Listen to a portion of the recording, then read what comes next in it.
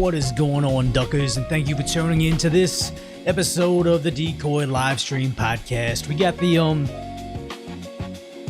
the pencil back, and we also got myself a kung fu jacket. It's like that rare jacket everybody wants, but it's the one that's like you can get in America. So very excited with my purchase. I mean, I think it looks more kung fu than Chinese dictator, but I guess I'll let chat decide.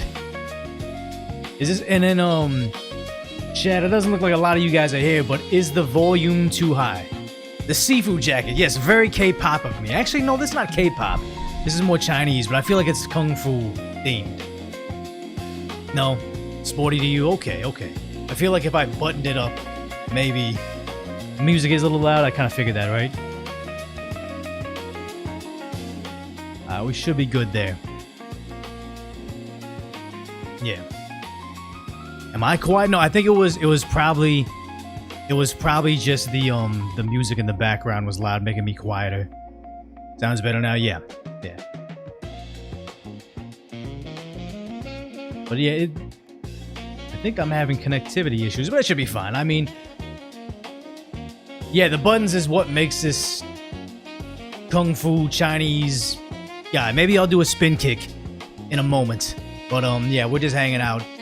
I'm figuring out on what I'm gonna do with live streams. I think today I got a couple topics we didn't cover yesterday. I think a lot of people were PK Fire like Ness. I just need a hat. I could be Ness. I could be Ness for Christmas. Not Christmas. What the fuck? For Halloween, I could be Ness. Yeah. Okay. So, refreshing. I don't know if refreshing fixed the audio. I fixed some stuff on my end. With that jacket, I feel like you'll show up to a fight, but also do a dance-off. I mean, maybe a little bit of both, right? Yeah. Oh, cool. See you all the way watching from Thailand. I am streaming from, quote, stolen land. And that's the one thing that it's like, they say, oh, America's stolen land. Yeah, some of it was purchased. Some of it was conquered. But actually not some of it. I think the majority of the states were purchased, right? Like a fair rate back in the day. Maybe they got took by today's standards, but I mean... Sad to say, if the European colonizers... I feel like this is still too loud. Hold on. If the European colonizers didn't take over the Americas, America wouldn't be what it is right now. It wouldn't be the poppin' place to come immigrate to. It would be like any other country in South America. It might be still much like Mexico. They keep on saying, oh, it's stolen land, but it's almost like, okay, well, the land that wasn't stolen, if you're so concerned about stolen land, why don't you go populate the areas that aren't quote-unquote stolen? Or those places, you know, like Trump would call them, whole countries. Yeah, conquered people, conquered land. I remember, I think it was Lorne Chen on Twitter was saying, everybody keeps on saying Bad Bunny's appearance at the Super Bowl was like, you know, him speaking Spanish was like a sign of resistance. It's like, well, Spanish isn't like a Latino language. It's not like Latin in America. It's Spain's language. It's another European country, another European conqueror's language. Just because you affiliated with Mexico, and that's the extent of how far back you can see, it's still colonizer language. It's still the white man teaching you guys how to live your lives, or how to expand your culture, or get into the newest generation. Like, I'm not gonna sit here and say I don't like the Spanish language, or I don't like Mexico, or I don't like Spain, or I don't like Latin America. I'm just saying the arguments they make, or the pride they have, doesn't really make sense. Yeah, it's kind of funny. They say, oh, love is love, or something like, oh, you can't defeat love, or whatever the statement was that he had when he did the Super Bowl show. But then it's like, you can say love is love all you want, but he was still rapping and singing about drug use, right? Again, I don't speak Spanish, so I'm just hearing from other people of their reports of it.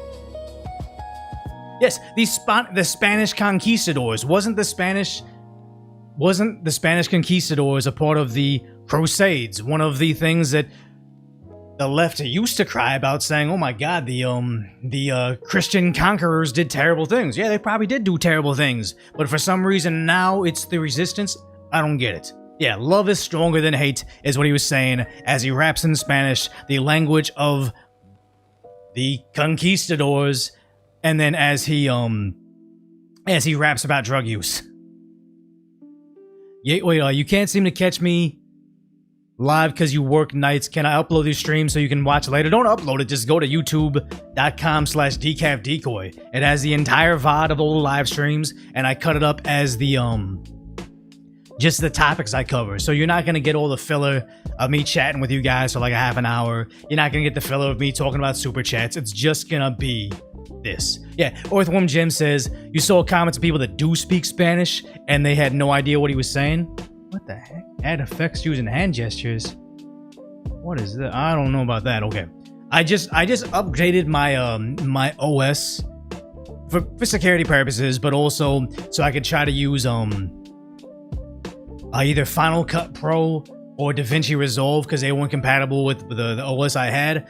Everything about this new Apple Tahoe is just messing me up. I can't do that. This is so hard for me to learn the new operating system. Yeah, the comments about not understanding him because it's mumble rap. It's just mumble rap is in Spanish. I know there's even mumble rap in Korean pop. Like it's getting lazier and lazier. I feel like my parents complained that my generation liked like Kanye West sampled music. It wasn't like someone actually playing instruments. Like my parents liked bands that played their own guitars and wrote their own songs. Then I like rappers that use a sampled beat and they didn't sing, they just rhymed over something. And then the next generation, they don't even rap, they just kind of mumble over something, and they don't even use, like, there's not a guy on an MPC or sampling a beat or making something, they're just using AI to generate the beats. Like, it's progressively getting lazier. And I'm not gonna be an old man shaking his fist at the wind. It's just, that's what happens with time. It's not rap anymore. Yeah, it's mumble rap. It's just sounds. That's why I kind of like EDM music. It just is what it is, man.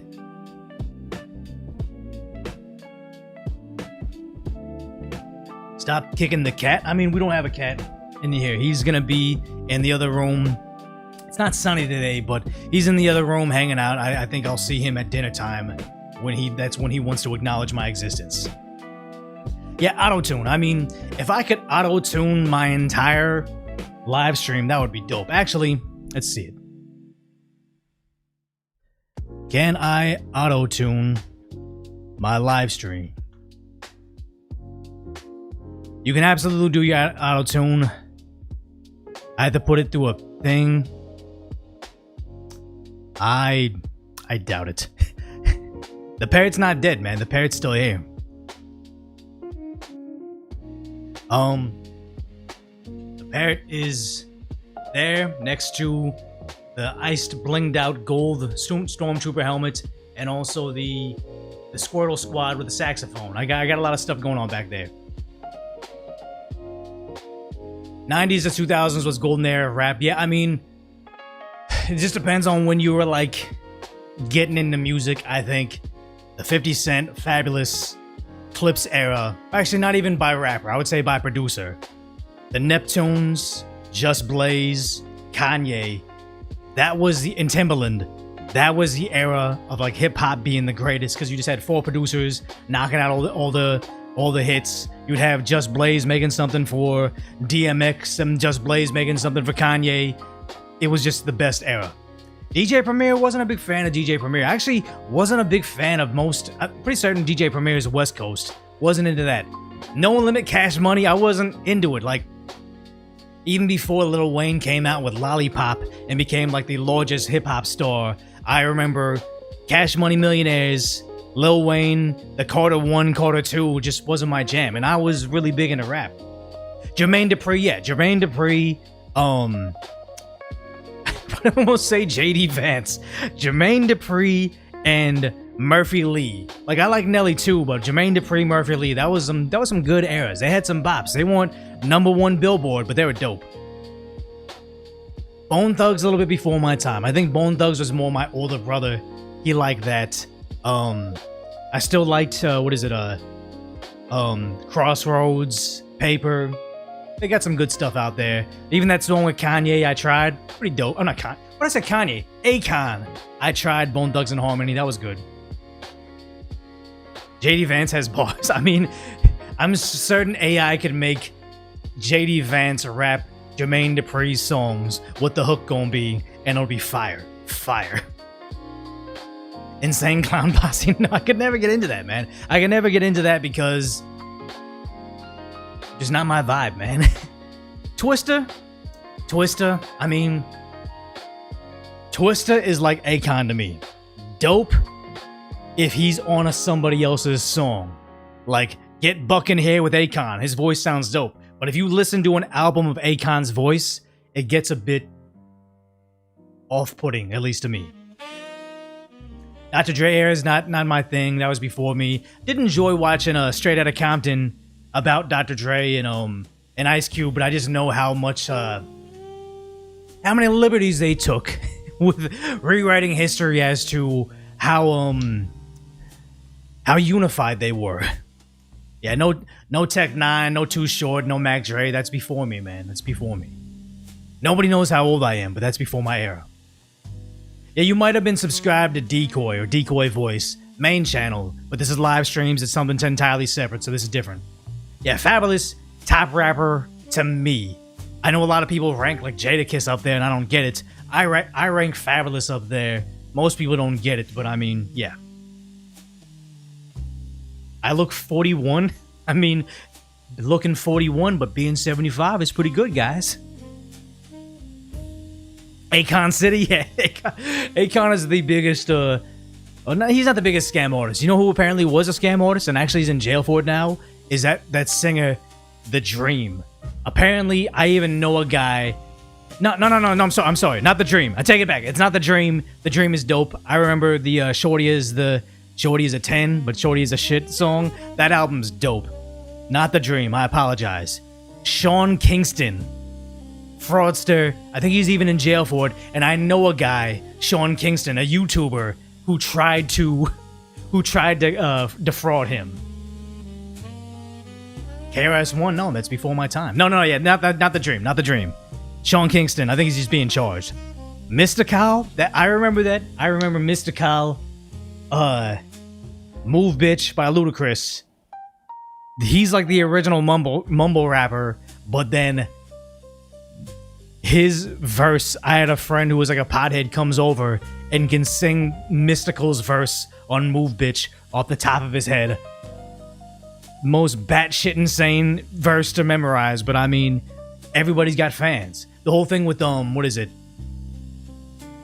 Pokemon in the original 150. Every Pokemon is somebody's favorite. Yeah, it ain't my fault that I do that. It was bad. Mystical, here I come, here I go. I'm like a symbol, sex symbol. True. I don't know. I know some of the verse, but yeah, it was so bad. It was so bad. Nah, not Wipe Me Down. You know what was my jam when I was younger? Throw some D's on it. Rich Boy, some that folk. Fellas from the neighborhood. I can't say the verse, but yeah. Paul Wall. You know what? Wasn't a fan of Paul Wall. Didn't like Grills. Didn't like that stupid Still Tippin' song with Mike Jones. I thought they were garbage. Met Paul Wall briefly in LA. Really cool guy. And this was him post-stardom, so it was cool. Outkast a little bit before my time. I like Andre 3000's his experimental stuff. Elevators is dope, but I'm not that Miss Jackson song is a plague on society. For how many people would just sing that hook walking around everywhere. Del the Funky Homo Sapiens, cool, but I was more into not Hieroglyphics, not Deltron, but Mighty Souls of Mischief, probably just the four of them. Who is it? Am I Real? Tajay, Opio, Mephisto. There's another one. Festo, Tajay, Opio. A+, there it is. Atmosphere wasn't into him. Yeah. This is the AI version of Decoy, like that, what is it? What's that guy's name? Dilbert guy, Scott Adams, that AI stuff. We watched it briefly. I was gonna clip it up and make it its own video for the Decap Decoy channel, but then I saw his YouTube got taken down, so at least there's something out there saying you cannot use somebody's likeness to procedurally generate content for them. That stuff's scary. Yeah, I'm just making up names now. Yeah, this is like 90s hip-hop that was around before. Yeah, 93 till infinity. I wasn't listening to music back then. I was too young. But finding it later on. Like, if you watch that movie mid-90s by Jonah Jameson. That was his name. The chubby guy from Superbad. You watch mid-90s directed by him. It's kind of like an autobiographical piece or whatever. That has like the exact capture of like what it was to be a skater in like the late 90s. Jonah Hill, yeah. Why did I almost say Jonah Jameson? Mobb Deep was dope. I even like Mobb Deep when they got signed by 50 Cent. Into their career, it was just kind of like something that he wouldn't do because he was probably a fan of it. But yeah, Quiet Storm to what was that album? What was that that song they did with 50? Out of Control. I was a fan. Tonight's live stream, we're gonna cover what's Newsom's old video that resurfaced. It kind of like shows why he is the way he is right now. What's going on over in New York City, the garbage apocalypse. What's going on in Japan, the far-right movement. And then a couple one-off videos we might cover. It just depends. I mean, we feel like we'll do an hour, maybe 2 hours. We'll figure out what the cadence is on live streams. Here's the thing. I kind of like Talib Kweli. Get By was dope. Him, Kanye West. If in case you don't know, it's John Legend on it, who John Legend's kind of garbage too. But song was dope. Black Star, I like Mos Def. But Talib Kweli has since become like a Temu version of Hassan. Like, he just goes online, has the worst takes possible, and he's just a garbage person. Like, I think take Kanye out of Talib Kweli, take Kanye and High Tech out of Talib Kweli's support system to make albums, and he's like any garbage rapper you saw on the on 3rd Street Promenade trying to make it.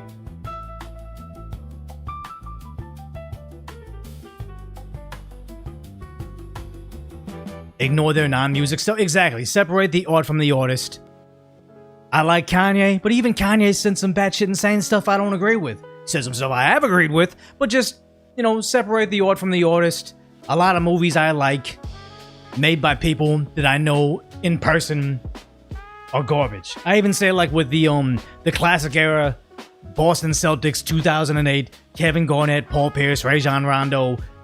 I omit Ray Allen on purpose, but I know I could be a fan of Rajon Rondo, and knowing, yeah, confidently, even without the politics stuff, he probably wouldn't be nice to me in person. Look at that, just how it is. But here's the thing. You guys like everything Kanye said. Have you heard that Kanye has since apologized for all the statements he's made? So, he's all over the place. Favorite movie? I couldn't say favorite movie. I could probably do top 5 or whatever, but one of them would be the latest John Wick movie. That new Top Gun movie was pretty good. I'll admit, I think it's Disney's Pixar Up. Up has gotta be like top tier. The first act of Up is gotta be like the most impactful movie, I think. Yeah, you like Bryan Cranston's acting, but you don't in his roles, but you dislike him and his opinions in real life. I just pretend he doesn't exist in real life. And that's what we were talking about with yesterday with Doja Cat saying you want to have some mystique. You don't want to be too accessible. You don't want people knowing what you guys are. You didn't like John Wick 4 one too many in your opinion. I mean, John Wick, just like Fast and Furious Tokyo Drift, just like the other Fast and Furious, not the latest one. You just go into it knowing you're going to get mindless entertainment. It's going to be dumb. The storyline's going to be terrible. But we're just here to have fun, you know?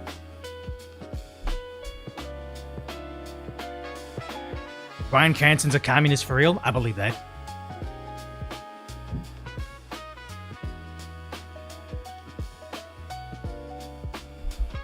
You wish actors would shut the F up? I just wish that we could go back to an era before social media. Like, even I know, like, my nieces have the capacity of, like, what's the new thing they call a Finsta, where you have your Instagram account and then you have your private, like, best friend Instagram account that, like, nobody knows. Even I have that. I have my public facing Decoy BTS Instagram account, and then I have my private Instagram account that has, like, 50 people on it that I know in real life. Like, you do that on purpose because not everybody should know everything about you.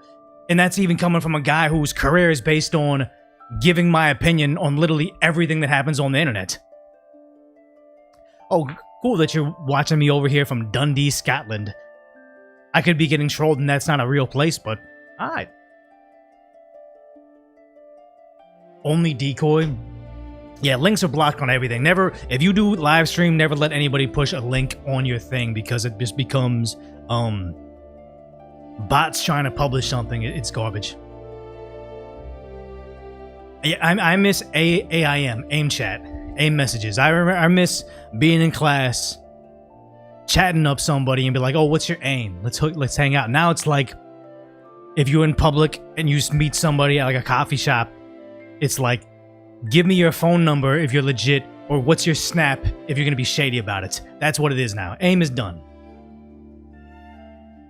You just want to show a simple YouTube video. I kind of feel like maybe I should make a Reddit or something where people can say, like, request stuff, because I kind of feel like what Asmongold does to make his streams longer is he has a back and forth with people. Like, you guys can suggest topics or something, and we can go based off that. You over in Long Island? That's dope. What are my pronouns? Beep/boop? Maybe not Reddit because you guys aren't on Reddit, but I mean, I guess we could just put on here. What do you guys want me to cover today? Is there a topic that you want me to cover that I can cover on YouTube? Because unlike certain content creators, I can't get away with everything. I kind of remember people talking about ICQ, but I don't think I was smart enough to know how to get on it or whatever.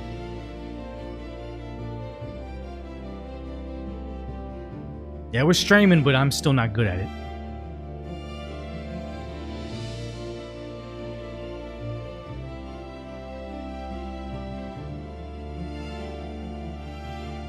Hassan, Amiru, Asmin, drama pretty juicy right now. I did pull up some of that stuff. I mean, we could talk about that. But you know what, you're right though, because I had a tab. I wonder if I could restore that right now. I know there's a way I can restore groups that I had closed. Recent tab group. Show all. Yeah, I had a tab with it, but was it even interesting? I want to separate the audio. No, actually, I just had Hassan. I wasn't talking about the Amiru drama. I was talking about how he dropped off of YouTube. We could cover that. I mean, we could cover that. Control-Shift-T? Gonna close stuff?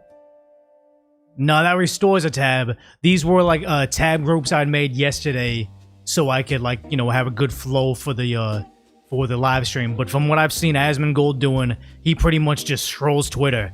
And if you were here yesterday, I tried to scroll Twitter, and it was like, I had one cool video we could have reacted to, and then the next video that was suggested was what I didn't know. It was just some chick talking about consenting adults, and then it turned out to be that OnlyFans girl that doesn't like Amiru talking about when brothers and sisters have adult encounters with each other and being on behalf of that.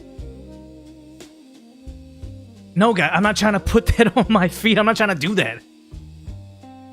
Oh yeah, when emoting, I don't know. I saw that I unlocked emotes on Twitch because I have good followers. Like, yeah, it was denims. That's exactly.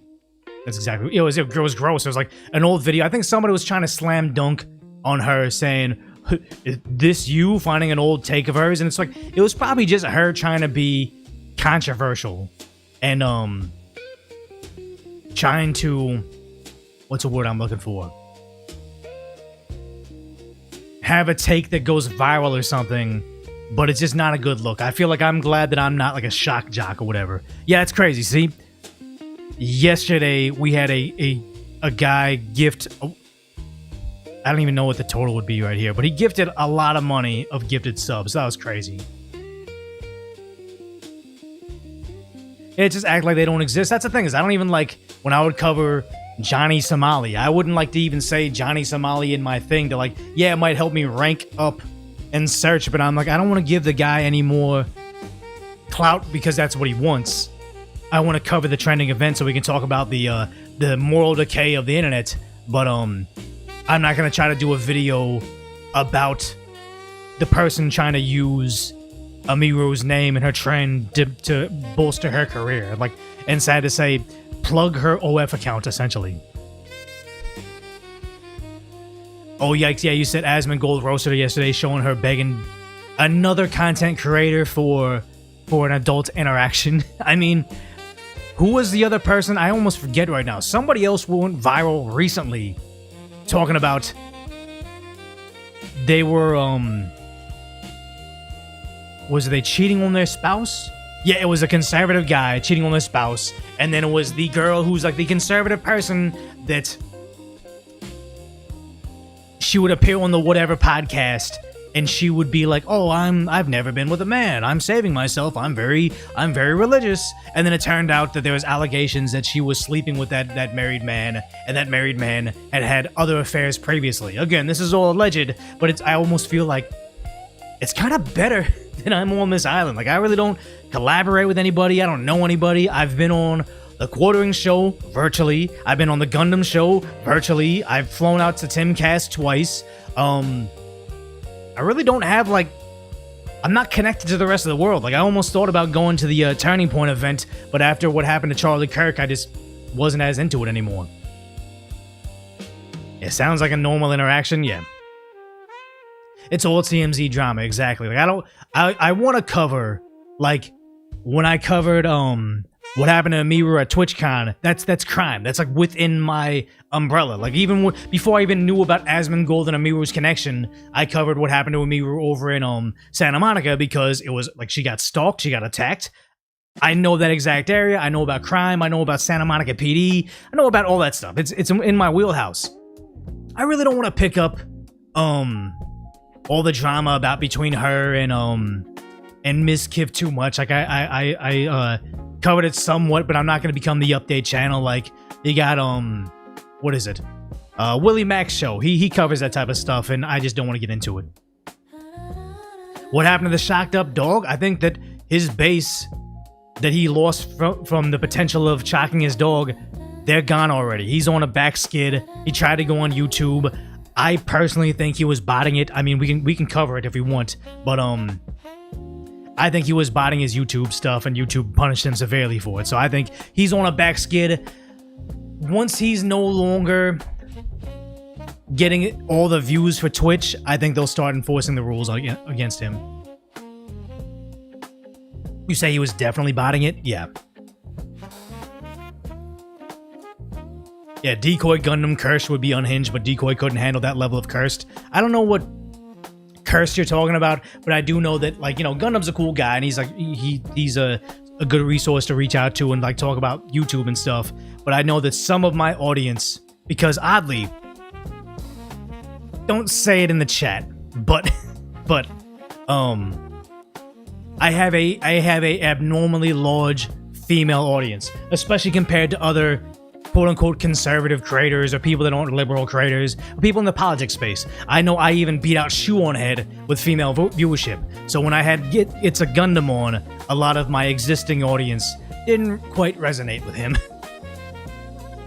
YouTube, no, we have no confirmation that YouTube took action on the Dog Shocker, but the alleged Dog Shocker, but he definitely tried to be a YouTube live streamer after claiming that YouTube would have been more freedom of speech for him, and then he learned real quick, and then he came off it. Did the rhinos torch voter ID? Probably. I think the rhinos definitely have, yes, we could. It's the curly hair. Is that what gives me the female audience? I mean, I need to get a haircut, guys. Look at this. Look at this. I'm like a matted dog. That's like a stray dog that you saw sleeping outdoors for years. That's me.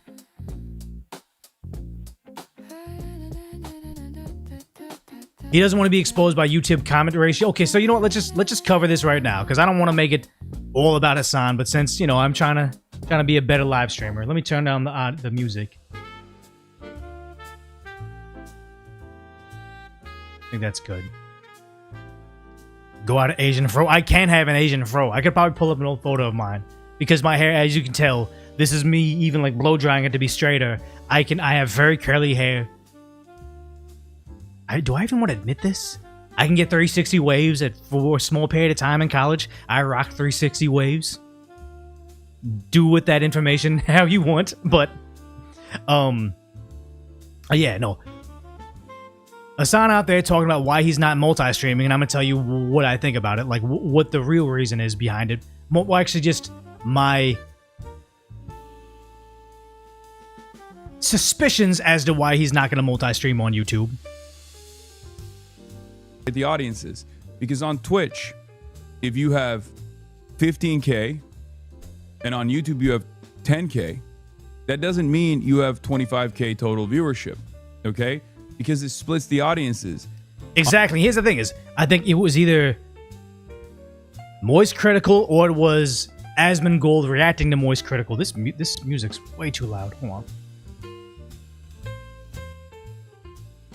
One of them was saying, if you're ascending, if you're just starting off on the internet as a live streamer, you want to stick to one platform so you can train the algorithm. You want the algorithm to know if you have 1,000 viewers, this is what they're like. Here's your lookalike audiences. Here's who you should try to show your channel, your live stream to, so you can just harvest all that data. But because you don't want it to be 500 on YouTube, 500 on Twitch, 100 on Kick, and it never really catches on as to who your ideal audience is. You want to keep it on one platform in the beginning. But if you're even like somebody like me, where I have over 1,000 people watching live across platforms, you kind of traditionally will have like 2,000 to 3,000 people watching across platforms. You want to have that spread across. You want to protect yourself against getting banned. You don't need to have the one platform have it all. What I think is happening here is he's so based on how his numbers are, and like his whole identity is the vanity of being the #1 political live streamer. If he were to split his audience between YouTube and Twitch, it's gonna make him look like he's falling further and further behind Asmongold. And mind you, Asmongold splits his audience between Twitch and Kick. He could be doubling Hasan's audience if he just did Twitch only, because he doesn't care about the vanity of it, but his whole identity is based on how many numbers I get. And that's why people think he's botting. On Twitch, if you have 30K, you have 30K. You have a higher likelihood of reaching the top of the directory. You have the higher likelihood of reaching the top of the directory. If I just cared about money, I would continue restreaming on YouTube. True, but also he's already top of the directory. He's already, I don't have to be logged on to anything. He doesn't even pop up into my people to watch Asmongold also watch this guy. No, he's always in that left-hand column of people you should watch, and probably the most watched person. So I don't believe this. YouTube generates a tremendous amount of revenue. A tremendous amount of revenue. Yes. Okay? As far as reach goes, this is still my primary platform. And the reason why I'm going to continue doing it is because this is my fucking primary platform until I get banned. At which point, now I know I have a plan. I can go back to YouTube and become a full-time YouTube live streamer. Instead of saying you view count Andy'd yourself, or this is a view count Andy situation, understand that the view count in this circumstance is quite literally market dominance of ideology. Okay? Market dominance for an idea. A lot of you don't understand how this stuff works. You just assume, oh, he just cares about the viewership. He just cares about the bigger number. Yeah, that's what I'm thinking. You're being fucking stupid. Because it doesn't just mean the bigger number. What means for a higher viewership is a higher likelihood of bringing in fucking normies. Not just creating. If he was trying to bring in normies, he wouldn't have the most extreme take on everything that happens on the internet. He's not there for normies. He's there for the rabid, far-left, insane people that will actually buy onto what he's saying, and the low IQ portion of that portion of insane people because they're willing to give him money despite the fact that he is in a mansion and the donators are not. A tiny little community of gate-kept, esoteric ideology that is the most moral and the most perfect, but instead bringing in a steady stream of different people with different opinions that are just going, oh, this is the top of the directory, let me click on. The sad part is it just shows if this is what he, like, oftentimes people giving advice are talking to themselves, and he's saying all these things as he criticizes Asmongold, but at least to me, Asmongold seems to have a greater diversity of opinions or diversity of thought in his chat that he's willing to engage with. I feel like even when far leftists disagree with Hasan on his stream, he's the one popping off on them, getting very emotional on his feelings, banning them, yelling at them, saying how much he hates the left. If he really wanted those difference of opinion people, those normies in there, he wouldn't be approaching his content the way he does. I think this is all a lie, this is all projection, and this is all just showing us he's being transparent with the idea that he wishes he was Asmongold. People who aren't fucking socialists who are still clicking on just chatting broadcasts. Okay? People who are not socialists but are on the fucking platform that are like, let me click to see what's going on in the world. Let me see what's happening in the universe. Let me see, let me go and watch fucking Asmongold. Yes. Okay? You don't have to agree with me on this. Once again, that's why I'm sitting in the driver's seat and you're in the back seat. See, he has a complete disdain for his viewers. This was like when LeBron James was yelling at his fans saying, well, you know what? At least when I wake up, I'm still LeBron James and you're the trash guy. Like, I still wake up and I'm a multi-millionaire and you're just out there in the stands. Like, you have to be some special type of stupid to hear this and still be like, oh my God, let me give this man more of my money. Let me spend more of the very finite amount of time I have on this planet consuming this content and bolstering his ego so he can continue to see, that's why I'm on the driver's seat and you're actually out there in the stands. Like, here, I could have a similar mentality when I see somebody emailing me, DMing me, or spamming in my in all my comment section of my YouTube video. You would do better if you did this. Why don't you cover that? Like, they're trying to tell me how to do my content. And I'm like, hey, in my mind, I'm like, by all means do that if you think it's going to be better off, but I think I know a little bit more about the algorithm than you do. But I'm never going to take time out of my day, time out of my live stream to yell at somebody in chat that's giving me their free time and being a fan to say, that's why I have 1 million subs and you suck. Like, that's not... What benefit does that do anything other than just try to stroke my ego and also try to make me feel like I'm better, like I'm more I'm superior. Like, it's ridiculous. Hasan, I think his heart is in the right place. He's just confused. Exactly. I think a lot of people, especially guys that just make it to the top with a silver spoon in their mouth, they're nepo babies, or they're like some of these, I don't want to be mean, not Hasan necessarily, but like, you know, a lot of the reason he has an audience is because he's conventionally attractive. But a lot of the girls that become very, very famous on YouTube from vlogging or famous on Instagram, they kind of can post whatever they want because they're this hot 22-year-old girl. They make it to the top. 10 years later, they don't really cater to the same male audience. The girls that they were following them have since moved on and they're a different part of their life. Maybe they have families, maybe they have careers, or maybe they're just not in the same space to watch a beauty content creator. Because they didn't make it on the merits of, I don't want to be mean, but not intelligence, but just the ability to look at the algorithm and follow the trends. How to pivot ever so slightly to stay relevant, because YouTube went from an algorithm to an AI to a platform-specific performance feedback.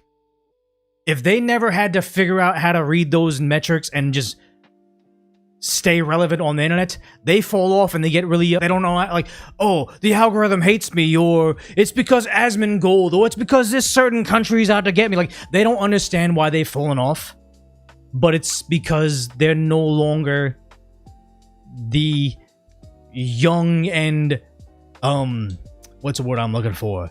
They have less baggage. And I'm not talking about baggage as in like they look older. I'm talking about baggage of controversies. Oh, they platformed literal terrorists and said, "Do you like One Piece?" They possibly shocked their dog. They lied about shocking their dog. They found old footage of them yanking their dog around by their tail. They found footage of them lying about it, and also they aired out all their friends that were on their side against Ethan. Like, I'm not trying to make this specifically about him, but it's none of what he says it is. It's not about splitting your audience. It's not about the algorithm. It's not about not being on the suggested page. It's about you having too much time online for you to cast this woke purity test on everybody else. You can no longer pass it yourself, and slowly it's death by 1,000 cuts. Your audience is slowly going to cancel you one by one until you are a shadow of your old self. Asmongold now doubles your viewership despite he's multi-streaming, and you sit there wondering where it all went wrong.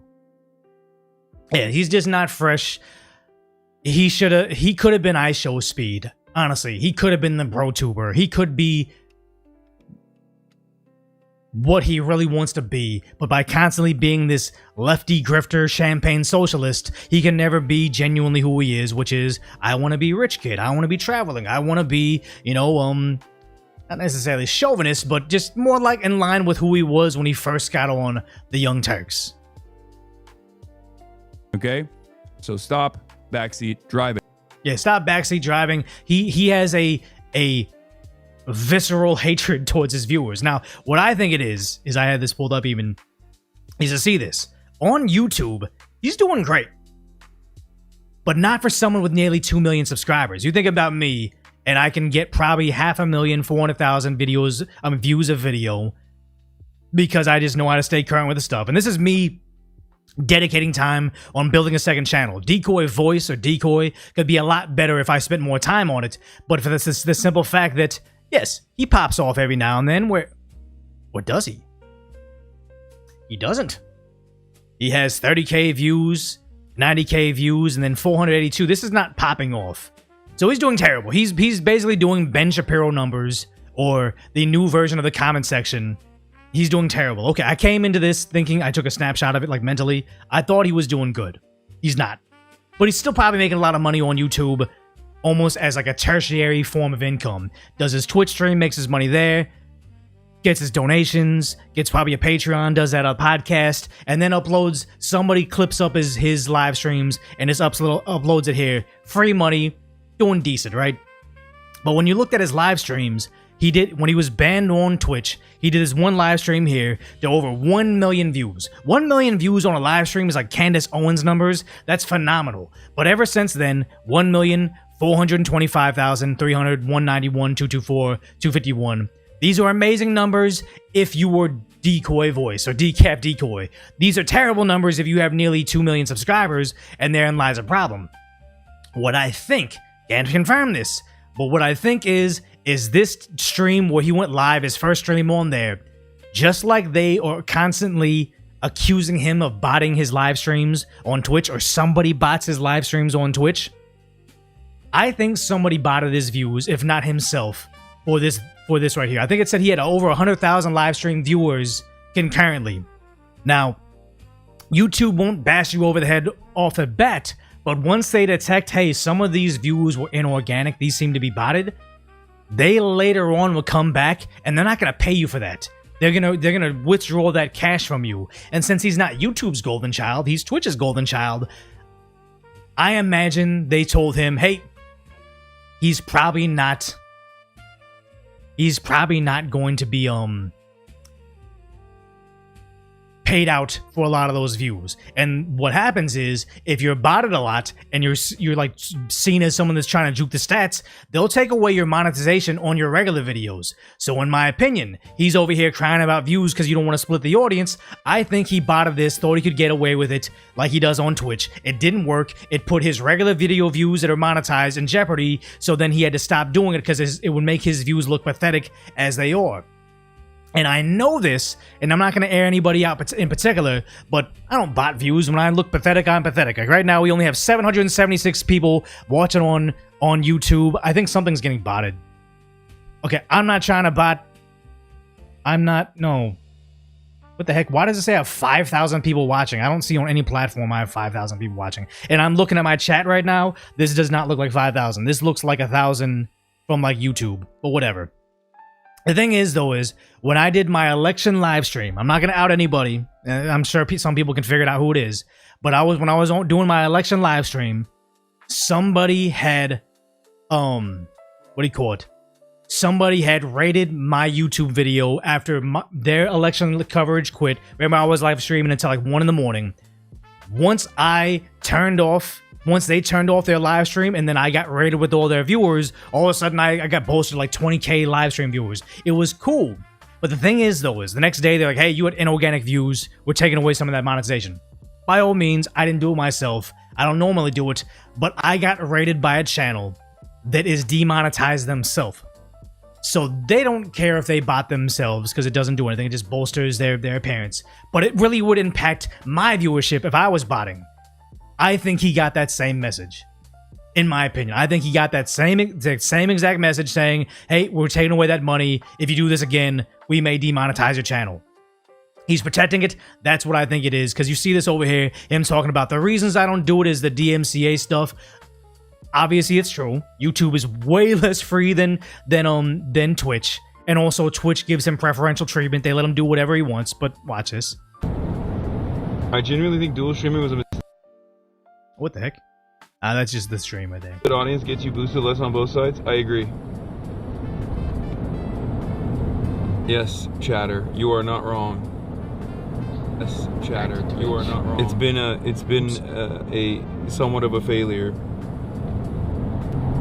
To be fair though, this is a IRL stream, and it's Saturday, so that's like also the other reason why the numbers are. Even if it was Saturday, if he was doing something interesting, he can get numbers. Does iShowSpeed plummet in views after he goes on weekends? I somehow doubt that. Dog shit. Like, let's be real. I mean, our Zoran stream.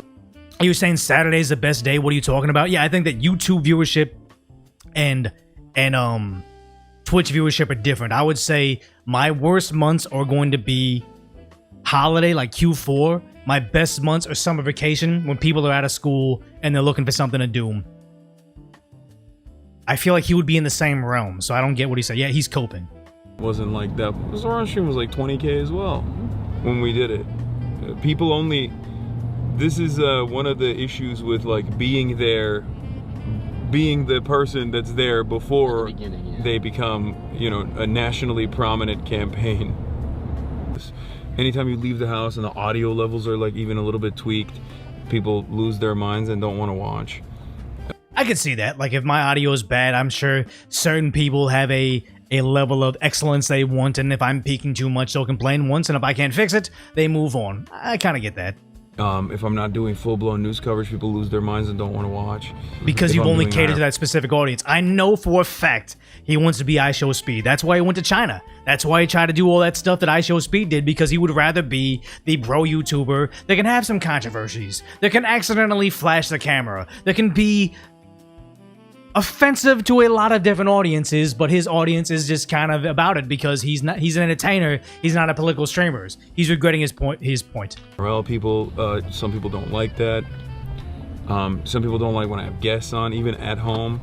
So if I cared exclusively about viewership and not about, like, you know, making stuff like this happen, I would just sit at home and I would do desktop streams. Talking about, I don't care about viewership and saying the reason I don't multi-stream, I can make more money, but I care about viewership because I want more audiences, a bigger audience. I feel like everything he says is an inconsistency, and I get it too, to an extent, because if you're on the internet for that long, you're gonna say you're talking for too long. Like, we're not meant to be recorded for 9 hours a day every day. We're gonna, especially if your job is just rambling, you're gonna say some stuff you don't mean. But I just find no consistency in his values or his virtues. He's just kind of he's on his last breath of internet relevance. Enjoy it while you have it, because at some point in time, it's not just one day you're not there anymore, and like a slow bleed. It's a snowball effect. I tell people when they're trying to be a YouTuber, Getting your first 100 subscribers is just as easy, is just as difficult as it is to do a 1,000, then 10,000, 100,000. Like, those numbers are just compounding. It's a snowball effect. It's the same way on the way back down, too. Yeah, a shell of his old self. Yeah, streaming's more difficult when you're trying to keep all your lies in order. That is very true, and that's why I openly tell people, like, I haven't been doxxed yet. Unfortunately, it probably will happen at some point in time when you get big enough and you have enemies, whatever. Like, I'm not looking forward to it, but I would like to have my privacy as long as possible. I'd say every fifth thing I say is a lie. I'm never going to keep all that stuff in line, but if I told you my exact age, the exact school I went to, what sport I played in high school, it would be very easy to say if Decoy graduated in the year 1990 and played varsity baseball, you could find, and he went to LAUSD, you'd be able to figure out with like 10 yearbooks my full name. And that's why a majority of that is a lie. A couple lies I stay consistent, but it's hard to. I just do it for my own protection, I think. Yeah, just like every communist sees a walking contradiction. And that's the thing, is somebody said online they call the Democrats in office the parasite class because they don't provide anything, they don't develop anything, all they do is figure out how to divvy up rich people's money, and that's exactly what it is. Like, Hassan is the parasite class of idiot socialists online. It's a mean way to put it, but it's an accurate way to put it, because all he does is just hoard all his money saying socialism is good, communism is great, and then doesn't create a communist utopia within his own community. He hoards it, wears designer clothes, flies first class over to China, does things for his vanity, and contributes nothing to his community. Wait, Decoy's real name is Spike Spiegel? Is that the Cowboy Cowboy Bebop guy? Exactly. Actually, I probably should just do his haircut. I had the consistency and the texture of Spike. I could do that, but then again, I don't look like that John Cho guy, the one they made oh, here it is. John Cho, the guy from the live action one. I didn't watch it after all that controversy between that girl essentially hating the source material's audience, but yeah. Yeah, John Cho. Spike Sigu. Yeah. The anime's so good. I have the vinyl for the anime. It's phenomenal, but I haven't finished it. I always sit down to say, like, on a flight, I'm going to watch all of Cowboy Bebop, and then I get bored. Sorry. Yeah. Harold and Kumar was a funny movie. I don't think I watched the spin-off, though, because there was a second movie, right? I forgot.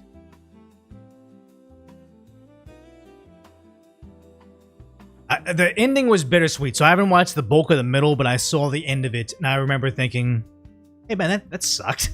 I want happy endings. No, don't clip that. I want an anime to have a happy ending, not the other thing that would be inferred in that. Yeah, Hassan's the nephew of Chank.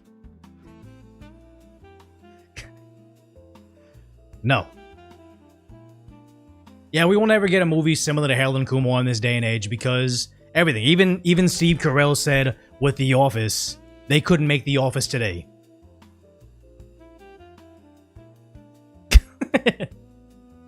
Samurai Champloo, I tried it. I tried Samurai Jack too. I did not a lot of things I can get into.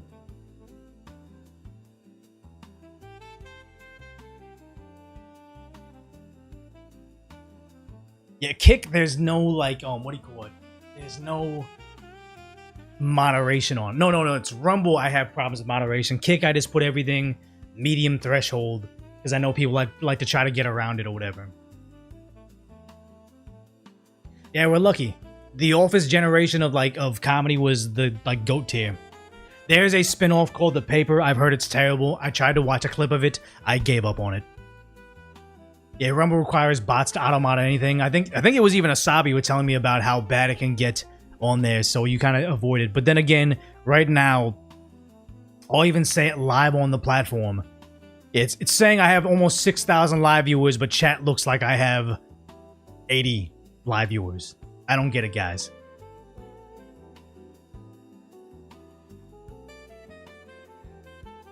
Let's see, wait. Yeah. Try Trigun. I don't like it. 818, but that's on YouTube. Saying 6,000 overall, but I'm looking at chat from all the things. 800 chatters on YouTube, and I'm not seeing anything else. And I'm seeing a lot of bot activity over there. Like weird ass bot, like unrelated comments on stuff, and it's sad. Yeah, I don't even look at other platforms. YouTube is my primary, and that's probably where I'll stay. Well, no, wow, 182 on Twitch. That's pretty cool. We'll see how Twitch goes. We'll figure out. Got some negotiation to do. The YouTube auto filter is wild. I have no idea what it bans half the time, you know? Yeah. See, like, yeah.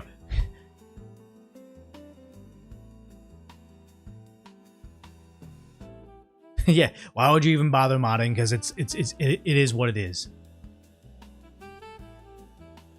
I am currently watching. No, it is. You say Vampire Hunter D is good if you have Netflix or access to Netflix. This anime, I forget what it's called. It's like it's about poor anime people cooking, and this guy teaches them how to cook monsters. It's a pretty good anime. I've been enjoying it. So I got the guy here. Is it Dungeon Meshi? Is that what it's called? Delicious in Dungeon, exactly. Yeah. Wouldn't think I liked it. Delicious in Dungeon's good. This guy right here, is his name Dungeon Meshi? I saw him at the bookstore. Had to get him. Yeah. Yeah, I mean, here's the thing is, me having 182 viewers on Twitch is good for me. And it's a, you know, these are abysmal numbers for anybody else I know, but at least I know they're real. Like, what is it? Let me see on Twitch. Yeah, Fantastic P, that's the MXR Plays girl. She has 439. Donut's gone. Asmon Gold, yeah, Asmon Gold 24/7 is beating me with live viewers with 227, but that's Asmon Gold. Yeah, Asmon Gold has 36k on his show right now, and Amiru has 23k. And all these front page people, Kumi, Samus, Justa Minx, Esvon. I think I know Esvon. He's the guy who was on Steak and Eggs. But yeah, I don't know most of these people over here.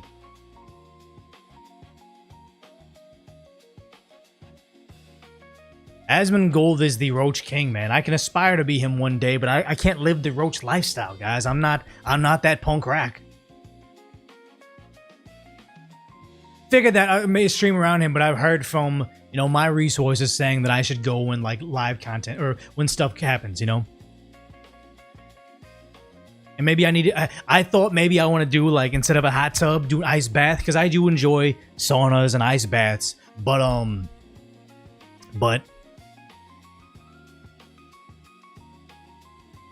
that seems like a bit much. Yeah, if Salty is starting right now, I'm kind of cooked on that other platform, which is fine. But my YouTube shouldn't have ads. My live stream shouldn't have ads. If you want to watch the VOD, there will be ads, but live streams shouldn't. And if it does, then I don't know what's going on. Slam Dunk is a good basketball anime. Yeah, trying to get into it.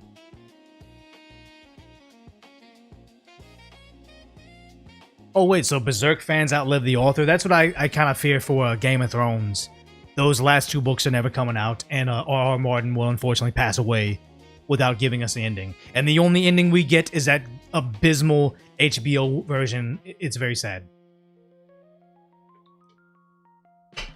You're watching on that one green platform. I am not doing it. I think something is doing it. I don't want it. But also, I'm not the only person that I've seen do this, where it's like I've seen somebody with 10k. It did not actually look like they had 10k. So I don't know what's going on with that platform. Genuinely. Ghost in the Shell, yeah. Oh, that's cool. You watch me because of Donut Operator. Yeah, Donut Operator is like the coolest guy in real life. He invited me to the range day. Had so much fun. Open bar everywhere.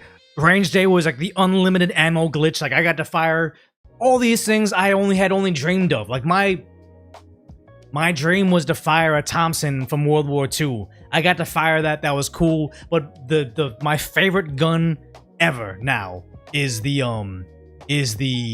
MP40 from World War II. What does that say about me? I don't know, but the MP40 was phenomenal. I lined up for that over and over.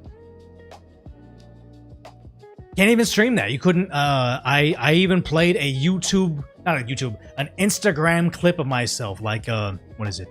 I won't do it again, but where is it? Oh shit! I just played this while I was at range day, and it's just a clip of me firing full auto, and then I got taken off of YouTube for a day. I think they realized their mistake because it wasn't a live scenario, but I got taken off for that, so can't stream that, guys, unfortunately. And I know what it is. The AI is trying to stop live mass incidents from happening on the platform, and I get it, but yeah. It does get flagged. I think on Twitch you can do more than you can on YouTube, but since my primary platform is YouTube, that's what it is. Worst case scenario, someone could be appointed to finish Game of Thrones posthumously? I don't know. George R.R. Martin's assistant, I think, is linked somehow, I'm sure. Wrote The Expanse. That's amazeballs stuff. So there's good people that could tap for the responsibility. But I'm just jaded by what the D&D, what is it, the David guys or whatever, HBO's people, they wanted to run off and do their Star Wars thing. They did a terrible job. I think at some point in time, AI is going to finish Game of Thrones and it'll be better. And I think AI will make, I want AI to make an anime version of all the Game of Thrones books, 1-to-1 copy.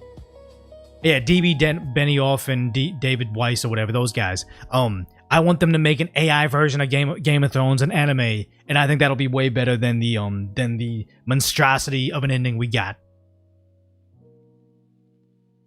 Seven Kingdoms, you said, wasn't bad. I tried to watch that. How much of it was this the main character naked? And I really wondered. I want to know what is the relationship between the director and that actor, and why are they so obsessed with seeing him that way? Wasn't feeling it, guys. Wasn't feeling it. Let me sit on my boba chair. I feel like I need to move a little more. There you go. Oh shit. I got sick of standing. I gotta fix this boba chair. There you go. Now I'm kind of rocking around a little bit, but yeah, we'll see. We'll see if I'm trying to work on my posture, get my gait correct when I walk. Got a lot of stuff going on. Yeah, ByDD says the Save Act is coming along nicely, except for the fact that one Alaskan Republican is against it. And it's like, no, 80% of all Americans are for this thing. The Republicans own the executive branch, they own the Senate, they own Congress, but they can't get something 80% of the people want. Trash. Exactly. Yeah, posture, get good insoles for your shoes. I really like the I forgot what they're called, but they're called the Game Day insoles. They're just these kind of flat insoles that have like kind of a carbon fiber shank in the middle for your arch. They're for basketball, but I've been putting them in all my regular shoes and I feel better with them, so I'm trying that.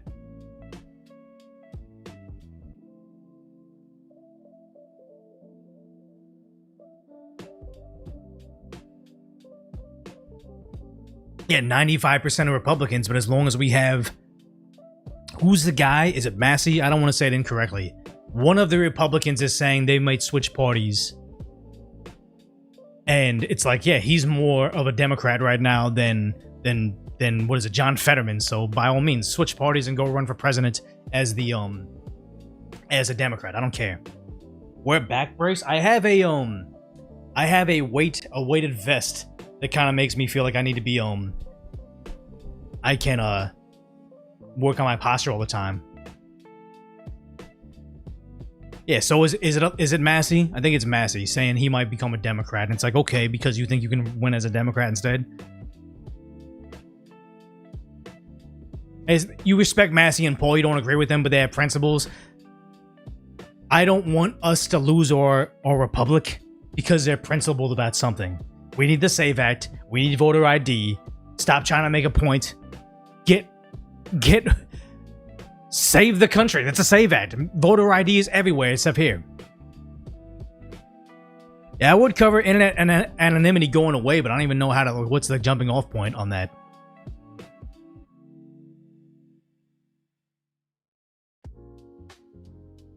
Yeah. No, it's a super chat from Check saying, have you found a schedule to be live yet? What's the schedule? You always hear late. Turn on notifications. I'm still figuring out the schedule. I would think it would be like 12 p.m. Pacific Standard Time, but I didn't even make it for that. I had stuff going on. I really don't know what the best time for me to live stream is, unfortunately. Yeah, shoes are bad for you. I only wear flip-flops unless I'm working. Okay. Since we're talking about it right now, let me find it. What is it called? Oh, thank you for the Prime sub, Telios. And chat, was that too loud? Because I adjusted the audio. Is why... Well, no, I don't know. Not even why. Was it too loud or was it not? Was that a good volume for the Twitch notifications?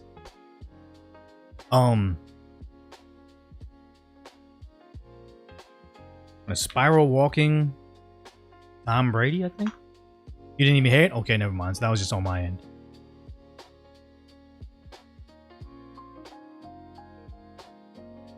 Is this guy? At 40. So this probably isn't the video I was thinking of. But chat, let me know. Who has a good gait? Because this right here, I saw this and I saw a lot of videos from, I think, from this guy here. But watch this. Watch Tom Brady walk at 47. That's so loud. Oh crap, this is so loud. Watch Tom Brady walk at 47. This is not how most people walk. You see the straight and narrow feet, the high inner ankle bones.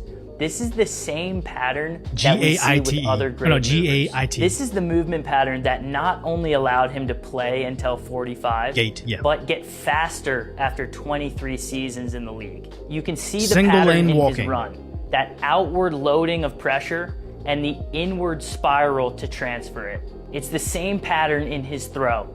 Straight feet, heel moving away, energy transfers clean through the body. This isn't just a Brady thing. Okay, it's the pattern. So they talked about that. They showed like, thanks Hex Viper for the Prime sub. They talked about Brady, Michael Jordan walking like single lane, gating, supermodels like women. They walk with that, and I'm trying to do that. It's super weird. It's interesting, but it's like, it's how we should be walking. I'm trying to do it myself, but honestly, whenever I do it, I'm like, this is, for lack of a better word, it's feminine. Like your hips sway a little bit. You're trying to be in line, but apparently it's better to walk this way. Does anybody know how to actually walk correctly in chat? Or is this just, we're all duck-footed idiots? Yeah, when you have lower back pain, adjusting your gait makes sense. I'm always on the computer and I have bad eyesight, so when I'm doing videos, I'm doing this, and I'm like, I need to learn how to get my head over my hips, and that's apparently how you're supposed to do it. Practice, same as running longer stride. Gait is muscle and bone structure. That makes sense. Marching the Marines is like this, and that's the thing, is if someone said wearing flip-flops, I was starting to notice when I'm like walking around at a park or I go like shopping, you can see couples, you can see old people, young people. If someone's in really good shape, they walk single lane. You don't see them with their feet sprawled out and they do that like heel out thing as they walk. When you see little kids, before they get used to having shoes and they're just barefoot, they single lane walk. Like that's like they're all in their tippy toes all the time. And I'm like, yeah, you see dad walking with a kid, he's walking duck-footed, the kid's walking in line. You're seeing a couple, guy's really in shape, girl isn't. He's walking single lane, the girl isn't. How do we do this, man?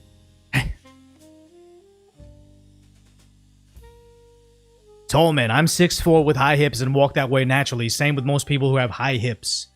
That kind of makes sense, because if you can't tell, I am short torsoed. So sitting down, I can be sitting down next to a girl that's like 5'3". It'll look like they're taller than me. As soon as I stand up, I'm towering over them, and it's the same thing with my arms. Like I'm in rock climbing, you call it ape index. I'm plus, I think 5, meaning your wingspan should be the same as your height, but my wingspan is 5 inches wider than my height. I'm all arms and legs, no torso. I'm built weird. This is too autistic for me. We're talking about health and fitness, though, guys.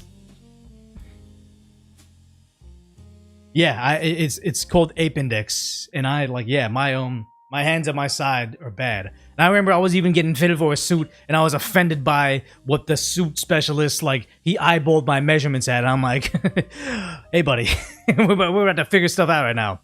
It's called Ape Index. Like, Rajon Rondo is known for having a crazy Ape Index. I think his hands at 6'1" are the same size as LeBron's at 6'9". I think his wingspan's probably 6'10" at 6'1". It's crazy.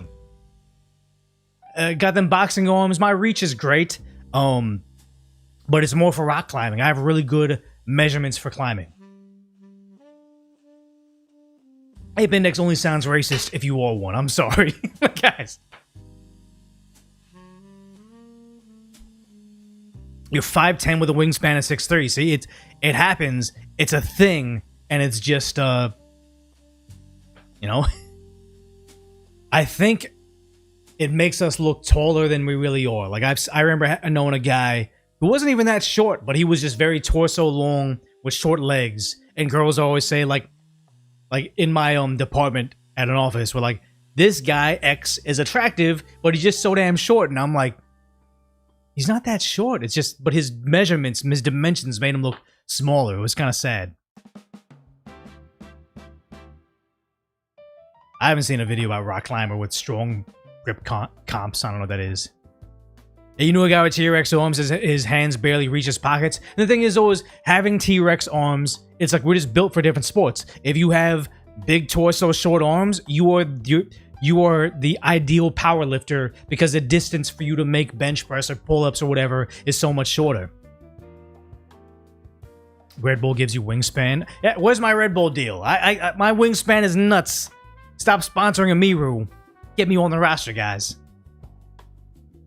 Is jiu-jitsu? I figured jiu-jitsu wouldn't be good to have short arms because you want to use leverage in holds, but I don't know.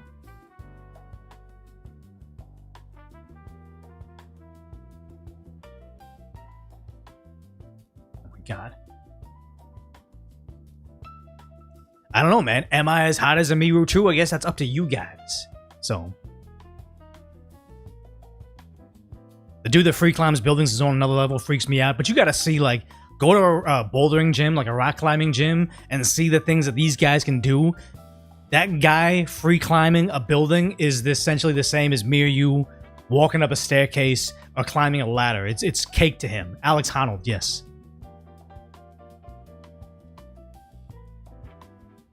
Do a shirtless stream and we'll decide. They don't do one. Why would I be held to the standard to do a shirtless stream? Maybe I just need to blast myself with more light and then have my makeup done more. Yes. You love the playlist? The playlist is all AI. I've made the playlist. I think I'm going to eventually add more AI stuff in the background. It's all jazz and a couple like video game sounding songs. But this playlist is dope, yeah. Tall means stay away from leg locks usually. Yeah, that's about it, right? Shirtless, yeah. I don't want to gain a different audience than I have, man. We're talking about height now. What are we doing, guys? What are we doing? Let's just go ahead and get to Governor Gavin Newsom.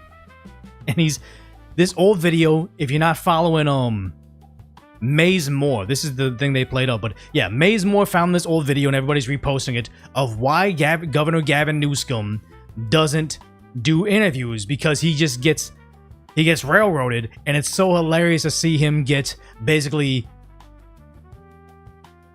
embarrassed on the national stage. San Francisco Mayor Gavin Newsom is... Oh, is that loud? Oh my god, hold on.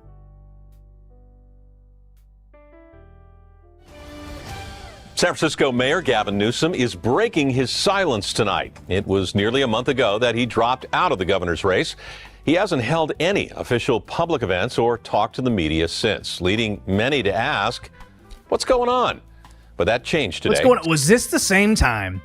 I don't know if this when this photo was. Not 1993, is it? It's I don't know, when he was mayor of San Francisco, just running for governor. I think this is the time that he got caught sleeping with his best friend or his campaign manager's wife, and it was a whole thing. And then he's expected to be like the leader of the progressive movement now. CBS 5 political editor Hank Plant sat down with the mayor for a one-on-one interview.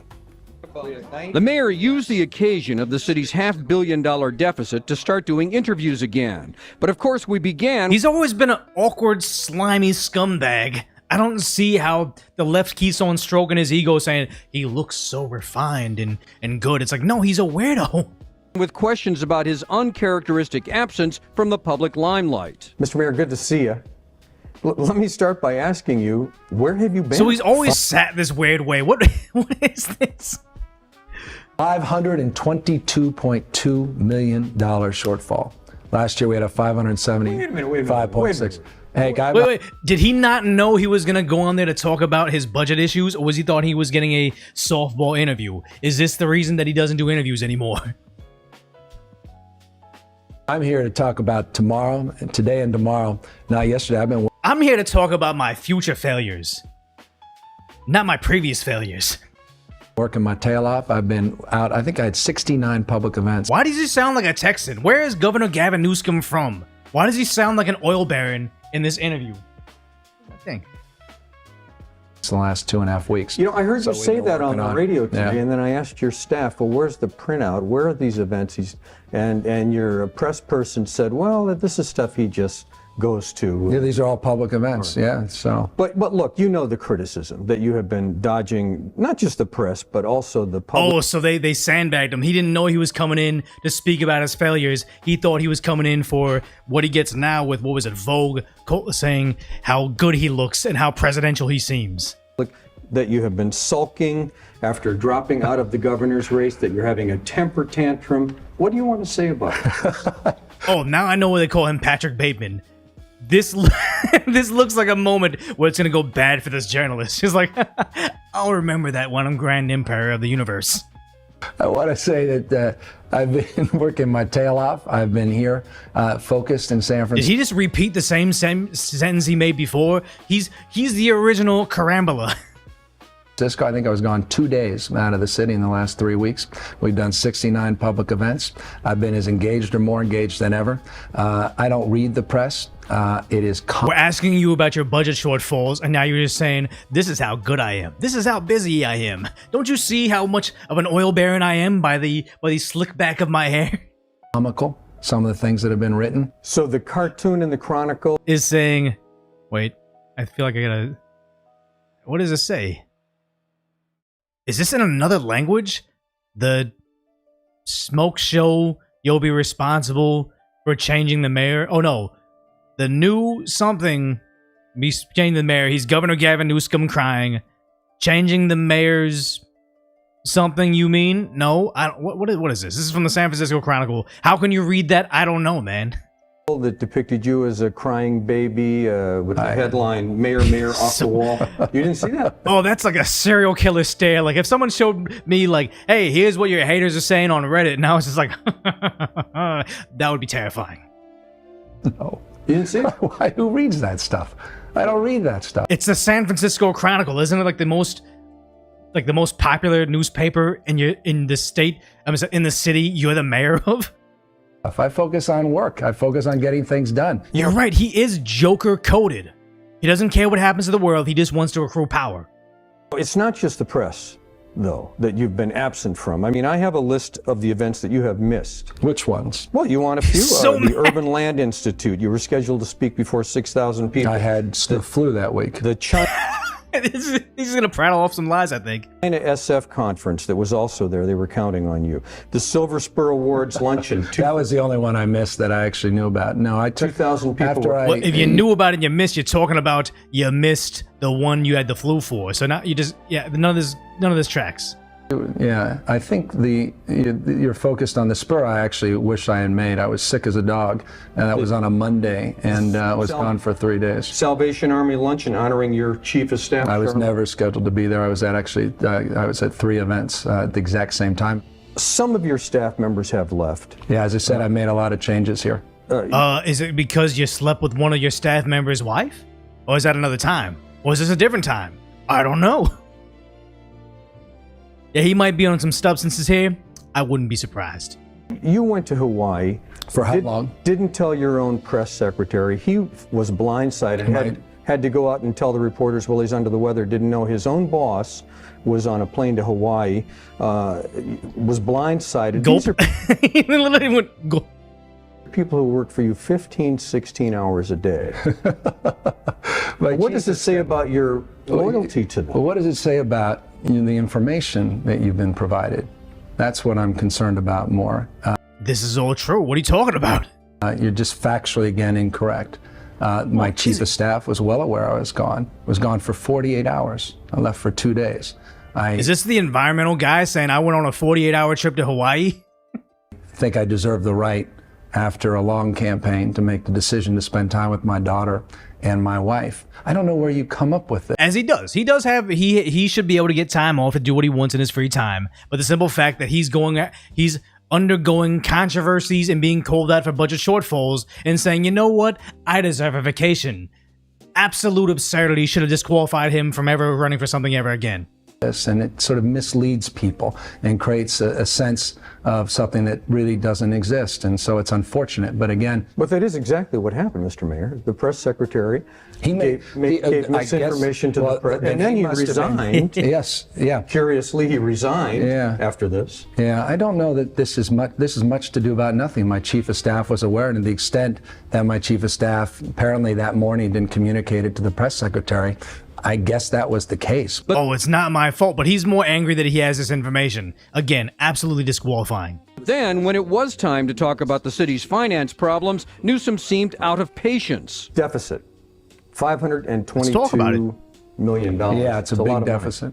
What does this mean? Just a big deficit, a lot of work ahead of us. Tell me about that. Yeah, we just got a lot of work ahead of us, a big deficit. At the end, he couldn't leave the room fast enough. He's so pissed. Off the record, I'm amazingly disappointed. Amazingly. I just am, personally, you know? I thought I was gonna get a fluff piece. Why are you calling me out for my shortfalls? He's a psychopath. He has to be a psychopath. Again, more work to be done. And he was talking about more work. It's insane over here. They say, the thing that all the Democrats keep on saying doesn't happen. Healthcare to illegals. He went over to Davos with his Trump-branded knee pads to follow the president over there. Very bizarre. But the fact that he let the cat out of the bag. They're giving healthcare to illegals, and now California is going to spend more money, getting a bigger deficit to give more of them that. But the thing is, for sanctuary cities and states, they complain about the cost, but they continue to add services. I want to show you California. As of yesterday, California has added a healthcare benefit for migrants. They are now going to extend free healthcare to migrants between the ages of 26 and 49. Why are they extending it to why was anybody over 49 or under 26 getting it? I thought it was illegal federally to give them healthcare. I guess they just don't care anymore. That's going to cover 700,000 additional people and cost the state $2.6 billion each year. Now, that's added onto that's added onto California's deficit, which is already $68 billion. But the thing is, for sanctuary cities... Yeah, they're going over, $68 billion. And then now, somebody running for governor, because Governor Gavin Newsom has termed out, so he can't do anything else in California. You can run for president. I don't think he's going to make it, but now you got a new guy being arguably worse. And when I am governor, I will restore universal health care for all, including undocumented immigrants. Why are you expanding it? Apparently they already get it, but they just keep on promising something they can't provide. Because if you know anything about California healthcare, it is insanely difficult. I have top tier, expensive ass healthcare. I wanted to get an eye appointment, and I think the lead-in time, like me looking in the future, that's me being surrounded by hospitals within the network saying, 3 months, we can maybe get you in. Within that, I'm like, well, my contact prescription's over. I need new contacts. Like what? I was able to go, essentially private, go to a Target and be seen the day I made the appointment. Very sad this is where we are with healthcare. And also, I had to pay out of pocket. And I have healthcare. I have vision plan. I have a vision plan. Of California, because we know that healthcare is a right. We will abolish. Yeah. Healthcare is a right. Anything that requires the labor of somebody else, if you say is a right, you mean you are pro-slavery. You want to make certain that somebody else works for free, whether it's the doctor giving you free healthcare, the taxpayer giving money to the government, so then they can later turn it to the doctor, so the doctor gets paid, but I'm basically a tax slave for an illegal person getting free healthcare. That's all this is, and yet he's saying it's a human right. No, you can't have a human right that requires the action of somebody else. Food is a human right. No, it would be nice if we could all be fed. We can get rid of childhood hunger or food scarcity or food insecurity. That would be amazing. But as long as it requires the effort of somebody else, we don't have a Star Trek replicator. You're condoning essentially slavery because your rights don't supersede my rights. We'll create a pathway to citizenship, and right now I have legislation that puts a tax on any single company in California that does business with ICE and ICE detention centers. What a giant stretch. Healthcare for illegals, and also jail for people that would enforce our border laws. I wonder if he lives in a gated community. I wonder if he's constantly protected by people, armed men, from criminals. Or does he live in a ungated, free to everybody, just wild west of a neighborhood? No, I don't think it. So California's in trouble if Governor Chad Bianco can't win. But Los Angeles is where we're starting to see some major issues, because you have this person, I'm not pronouncing her name out of disrespect, I just pronounced nothing correctly, but it's a Nithya Baraman. Just like the mayor of Chicago trying to sue Korean car manufacturers because they make it too easy to steal their vehicles, she now wants to sue Toyota.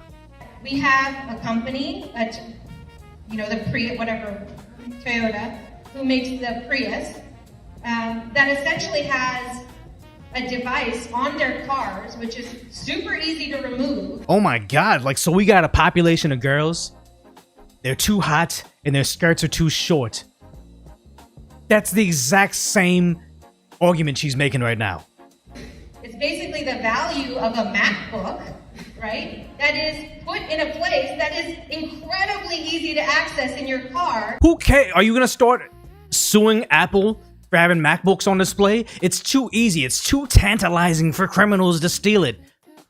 Absurdity. And then the thefts related to this issue have essentially, all of the costs of that are given to us to bear, instead of them having to manufacture a car that actually is not so easy to be stolen. Terrible precedent to make. If you're too easy to be robbed, you need to be fined for it. What is she gonna sue next? Babies for being too defenseless? Absurd. But that's not even the stupidest thing she's done. I guess when she was on Sherman Oaks Homeowners Association, she was voting against keeping the homeless encampments away from the schools. May I ask a specific question? I'm wondering if you support 4118 around schools and daycares. I already voted against it. There you go. Because it doesn't work. I mean, it's like, I don't think a kid's going to be safer because a 10 is 5 away from a school. More for the homeless rights than the rights for your kids to get to school safely. The idea that I don't know. Does she have kids? Does she have kids, or does she have kids that don't go to public school? Sherman Oaks, at one point in time, was a nicer part of LA, but it is no longer. The idea that she's just saying, oh yeah, we don't need to have laws in order to protect the students, the kids, because what's 500 feet from 0 feet, them camping out at the school? That doesn't impact me, so I don't care. All she has is pets. I wouldn't be surprised. She's getting booed to her face. Yeah. And here's the disdain for people. How dare you here you go. How dare you want to have safety for your children when they go to school? I'm voting against it because I'm the socialist. I'm the, Democrat Socialist of America. I forget what the DSA is. But she's pro-criminal. She's pro-catalytic converter thieves and homeless people camping out, watching school campuses. It's terrible, but yeah, the Democrat Socialists of America, their agenda is just, it's so bad. It's so bad. But there are certain idiots in Los Angeles County that will vote for this. Whose program for Los Angeles includes disarming police, closing jails, and decriminalizing drugs, among other items. Donna, you've spent a lot of time in LA. Your family is there. Talk to us about this, what this portends or could portend. Well, first of all, I think what this shows us is bad candidates produce this. So when you... ballot harvesting produces this. Real people that have children that go to school, that deal with the homeless crisis every single day, the reason I left Los Angeles, that really face to face with what it is. Not people that live on social media and don't actually have jobs that contribute to society. I'm talking about just people, or harvested ballots, and idiots that actually live in their ivory towers. They vote for this. Bad candidates couldn't survive without the system that allows them to thrive. Have weak candidates on the Democratic side, or frankly the Republican side, you end up with these candidates that are fringe-like. But now these fringe candidates are becoming the norm, and we saw. And here's the thing: is don't go Mamdani on us.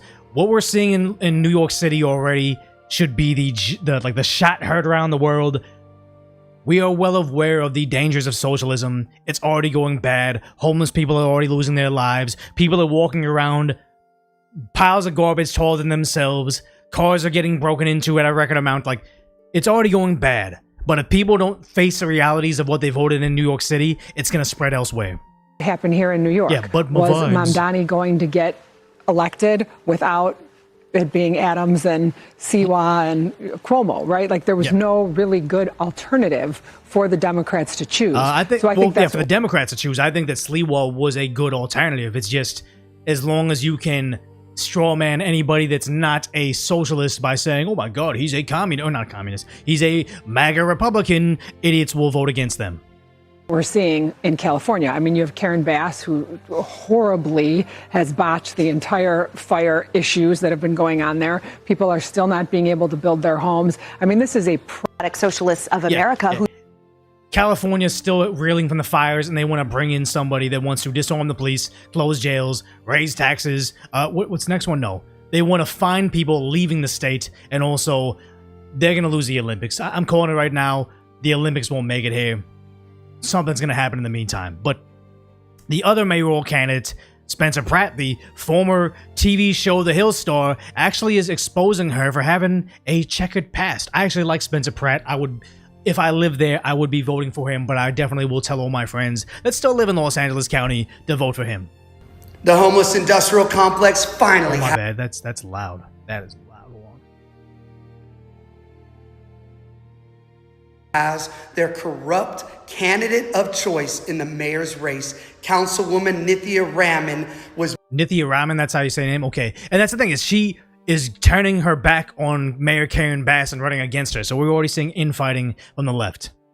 Busted for funneling taxpayer dollars to her own nonprofit. I'm almost certain everybody in Los Angeles City Council, or anybody that's high up in the Democrat Party, will have dirt for Spencer to find just like this.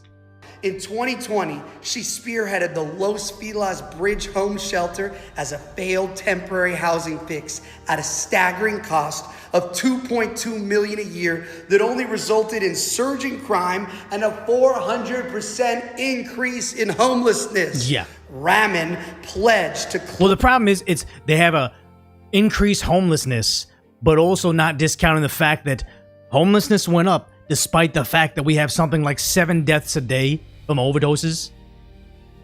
Close it for a senior center during her campaign, blaming the mayor for its failure. Of course. But once reelected, she suspiciously flip-flopped, renewing the permit at $3.2 million, while her ambassador program for safety never launched. And even if it did launch, remember when they had the safety ambassadors for the public transit, for the subway system, and you just have videos of, what was it, people getting in fights outside the bus and all the safety ambassadors just sitting there looking like. It always sounds good on paper for idiot leftists that don't know a thing about law enforcement to say, we should have social workers, unarmed people that show up to these public health or mental health crises to not escalate it, and they just deal with it. It's like, yeah, when a person has a pair of scissors and they're stabbing somebody, you need a cop. You don't need a social safety ambassador. It was a failure for the public transit system, but they keep on pitching it because it sounds better than the police. And it gets so much better. Raman funneled $42,000 in no-bid funds to her own nonprofit. Of course she did. Selah, for vague outreach work, duplicating tasks, dodging bids in a scheme. See, the outreach is the perfect scam because you don't actually have to have a quantified, like, performance metrics. You don't have to say, we made homelessness this much lower. we got this many people inside a shelter. No, it's like we just provided services. It's like oh no, thanks for the bits. I heard some sound up, but it's just we served 20 homeless people. There's no documentation because they don't have IDs. We don't actually need to show that we put them somewhere. We just went out there and we saw 80 people today, so now we can build a government for $20,000. It's ridiculous, but it works. That's why they keep on doing it. That's why they don't want to fix the homeless problem. Like, you know, we'll go back to this video in a moment, but I just want to show another instance of why the homeless industrial complex is allowed to thrive in Los Angeles and California in general, or any liberal area, because this person shows in San Francisco, the Super Bowl happens and all the homeless got shipped away. Or whatever. But yeah, look how clean San Francisco can be when they need to be sparkly clean for the visiting millionaires, the bourgeoisie, sometimes it's the Chinese, and then you have right after right after the Super Bowl ends, they all move back in.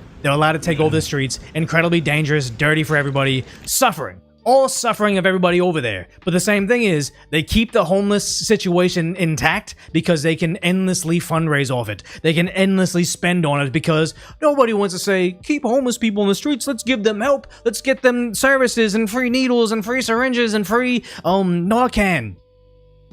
They make too much money off it to ever end it. And they don't mind how many people suffer in the meantime. They're scumbags for doing it, and I hope Spencer Pratt can fix it. It stinks of corruption. Only 8% of the residents transition to permanent housing. 8%. Even Shaq was better at free throws than Ramin is at fixing. Yeah, 3% transition. Here's the thing is, giving them housing, free housing, doesn't fucking mean anything. They can't upkeep it. That just makes them a perpetual strain on the system. None of this works. You have to address the issue. If they're criminally insane, you throw them in prison. If they're just collecting benefits and they prefer the homeless lifestyle because it's easier, they don't have to get a job, you cut them off. Either they decide to work and contribute to society, or it ends for them. I don't want to be too harsh on it, but we need to stop sacrificing the kids they try to walk to school around this. The other homeless people they burn alive. Like, anybody that's actually been around it knows how violent this situation can be. When asylums, I think Trump brought back asylums finally. Homelessness. If any of us in the real world had that bad a success rate, we'd be fired. But Ramin. Exactly. Governor Gavin Newsom, as mayor of San Francisco, billions of dollars in debt, goes on a trip to Hawaii. He doesn't tell anybody and says, I'm disappointed in you guys for calling me out. Why is the press grilling me for my failures? Now I'm going to fail upwards. They always fail upwards. It's sad. And only fails up. We are sick and tired of these incompetent, corrupt career politicians like Ramin, who never fix problems, but somehow always. I think he's going to have a Trump-esque victory in Los Angeles. No one's going to believe in him, but I don't think that you could pronounce her name, Ramin. But for him to sit there and say Ramin, Ramin, Ramin, and give them a nickname, he's going to catch bad flack closer to the election. He's rude, he's racist, he's this, he's that. But people under dire circumstances, with all the bad things happening in Los Angeles, are going to turn to somebody like him and say, hey, you can call him a bad guy. He made his living off of being a reality show villain. Just like Trump, I think he's going to do well politically. They seem to find a way to funnel taxpayer dollars into their own pockets. This corruption ends when I'm mayor. If you are sick of the corruption, go to mayorpratt.com. Donate. Support my campaign. Register to vote June 2nd. I don't have an MPO, an NGO, or any of this to steal your money. Just NFG, because I'm cleaning up this city no matter who comes at me. I really hope Spencer, because I'm looking at this, I'm like, okay, so I can't vote over there, I don't live in the area, but he has a lot of merch, he has a lot of, I guess this is donation stuff or whatever, I don't know how this works, but over on SpencerPratt.com, it links you to his merch store. It's not, none of the stuff is good. Reach out to me, we can make some better merch for you. I mean, obviously, you probably printed out all the stuff, so you can't pivot quite yet. But we could have fixed this up, man. We could have done a lot better for you in terms of merch. Yeah, I won't. Yeah, I'm not gonna do. Especially if I want to wear it on here. Like, I have his his gem up there when I bought his Spencer for Governor, We Won't Burn Your House Down. That was just a meme shirt, but I still got his mineral up there. But yes, just looking at Santa Monica right now, this one hits me close to home because I used to work at the Santa Monica Pier, that this is 3rd Street Promenade, before it became this fantastic, magnificent mall. It had a Louis Vuitton, it had a Rolex, it had... Did it have a Chanel boutique? I forget. But it had all the fancy, fancy stores there. I think this was like a Bloomingdale's or a Neiman Marcus. It's all since gone. And now look at it. What is this? This is a Caden Children's Center, so I bet you it's just like a Lehrling Center. This used to be, I believe this used to be that Shohei Ohtani pillow store, which I got a pillow from there, and I put a comment right there. I forget what that was. This was probably, I think that was like the giant Forever 21. There used to be a market here. There was a movie theater here. That is a Starbucks, probably even gone.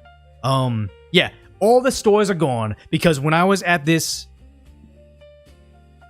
When I was at that pillow store, I was buying a fancy pillow, and I remember, I'm in there just talking to the guy. A crazed psycho junkie runs inside the store, shouting and yelling at everybody, knocking over stuff. Blah, blah, blah. You guys are scanning my brain. You've been blah, blah, blah, blah. And then she leaves. I was like, the fuck? And the salesperson there was like, all right, so you fill this thing out, and then we fill out the pillow, whatever. It didn't even register to the worker, letting me know. That's how bad it is on Santa Monica area. All the junkies doing crazy shit. You cannot have essentially Elysium. Rich people buying Louis Vuitton bags and going to Neiman Marcus and going to fancy restaurants. Like over, not on this side. On this side. There used to be a fancy bar. It was amazing. You can get bottomless mimosas on a Sunday all day. It was a good deal. And you're on the beach. You're at the pier. It was fun. You cannot have rich people doing rich people shit beside insane homeless people and just they keep on voting for more of it. It's gonna keep on getting bad. It's gonna keep on getting worse unless Los Angeles voters wake up to this. Or actually, harvested ballots wake up to this. So they either have to forever get rid of mail-in voting in this country, pass the SAVE Act, or get rid of harvested ballots because...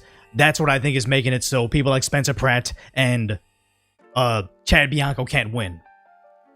Why don't they turn those into homeless apartments? Because you have very, very expensive apartments right next door. They look amazing. Look at this web picture. Actually, let's look it up right now. In Santa Monica, outside the pier, you have not homeless, high-rise apartments near 3rd Street Promenade.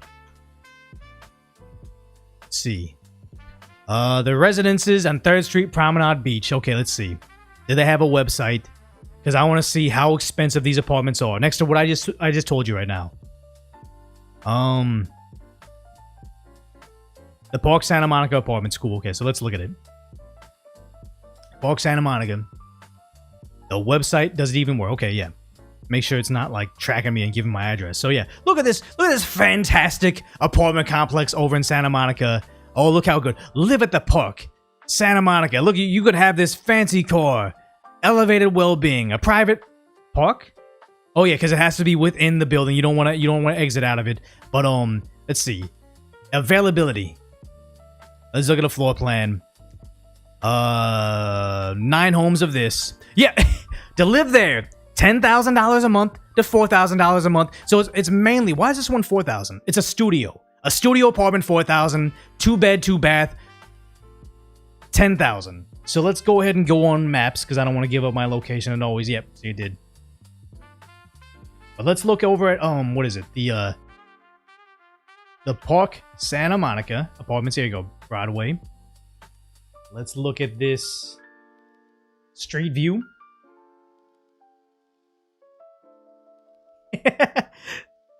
It's not doxing me, right? Okay, yeah. Look at the street view. So, if you want to live at the park, this brand new elevated living apartment, right? But it's just next to construction, homeless people. I mean, like, no matter where we go, there's going to be homelessness. It's just going to get worse as we go. Nothing's there. I mean, do we go back? Let's go back. Let's go right after COVID. Is there still homeless? Is there's somebody getting pulled over for getting a parking ticket? More homeless people. It was still leasing.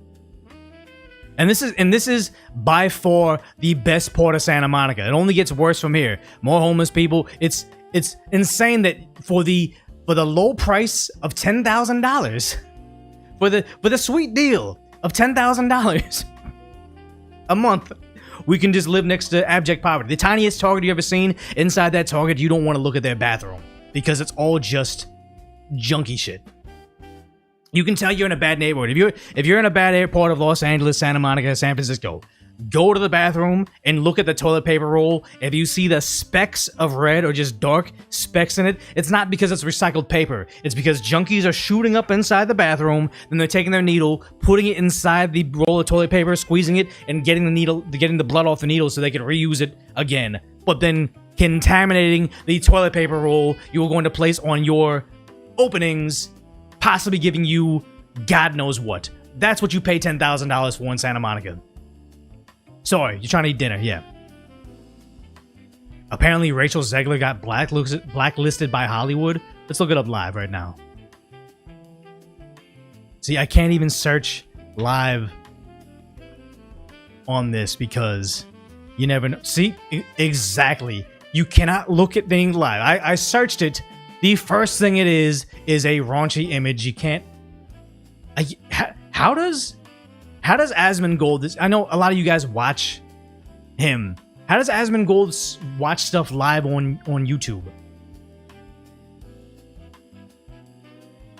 Yep, exactly. That's what you see on there.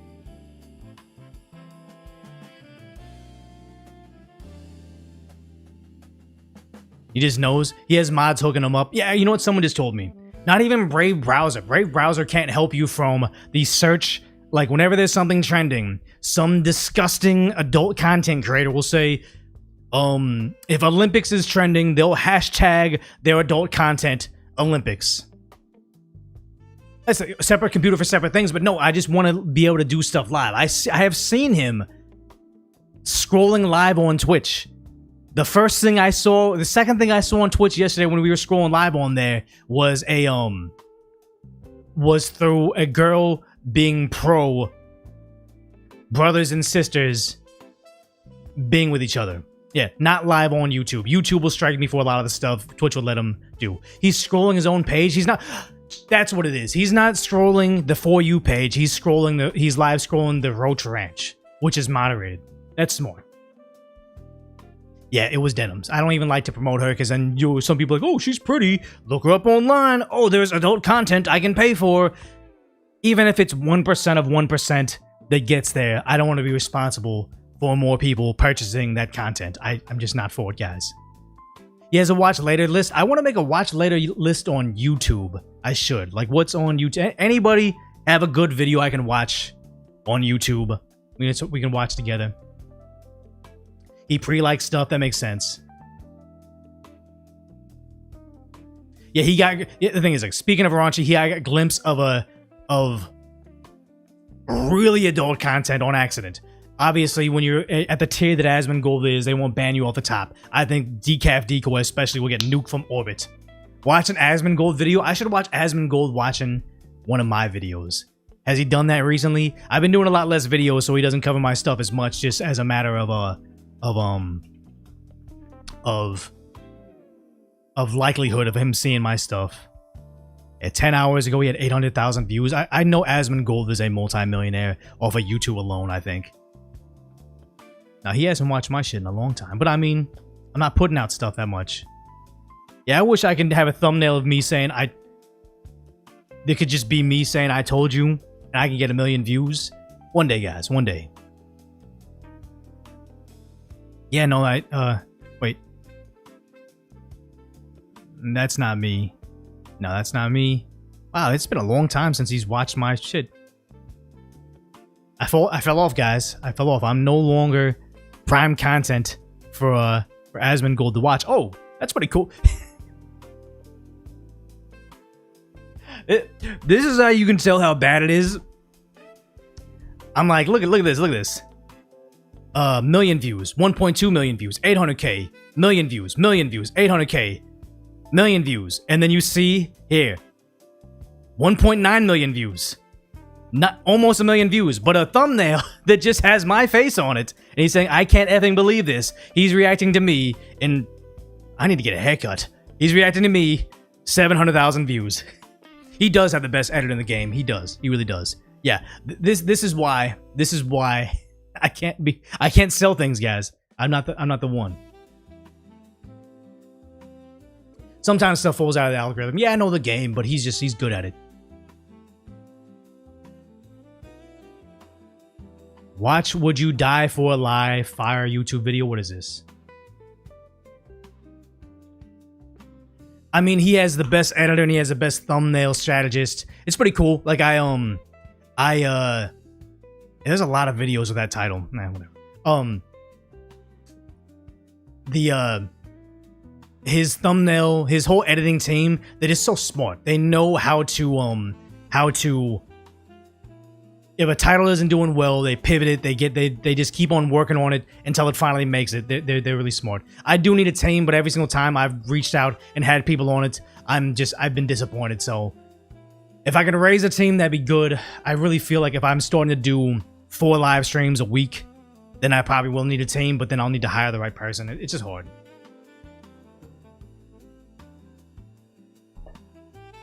He even reads, does he? I didn't even know he was on Rumble. I know he was on Kick. Need to farm that content all day. I do need to be able to just scroll, farm. That's where I need to be. Asmon watched one of my videos recently, probably like last week. He did. Or maybe it hasn't been cut up into an episode because my videos are kind of shorter recently. But right now we got to talk about what's happening in Uganda. No, not Uganda, Japan. Why is Japan having a protest of saying Uganda is having a hard time? Where is democracy? How is globalism making it to Japan? I don't know.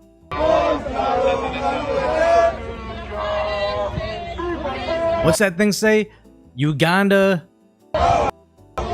government. I don't even know what, but why is there this protest in Japan? Why would it be Japan's responsibility to fix Uganda? Why would it even be America's responsibility to fix any of these countries? Everywhere.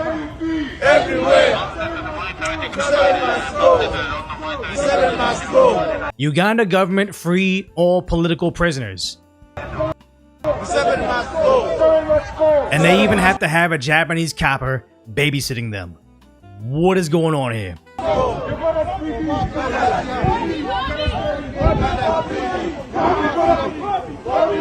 Why do Japanese tax dollars have to go to babysitting them? Because here's the thing. Uganda's having problems. Uganda is bleeding. Whatever.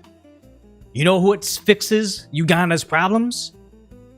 Ugandans, military-age males, either if they had to overthrow their corrupt government, if they need to pull up their economy from the bootstraps, if they need to make farmland, they need to make infrastructure. You crying to the Japanese, Daddy Japan, to fix my problems makes me think that probably that country isn't worth saving. If this is your best option to save Uganda, you guys are destined to fail. If you always need a daddy to come over and take care of you, you got issues, I don't feel bad for you, but I don't like the fact that this is what's happening. Well, yeah, exactly. Why would Japan care? Why would America care? Mass migration doesn't help Uganda. It actually makes the problem worse.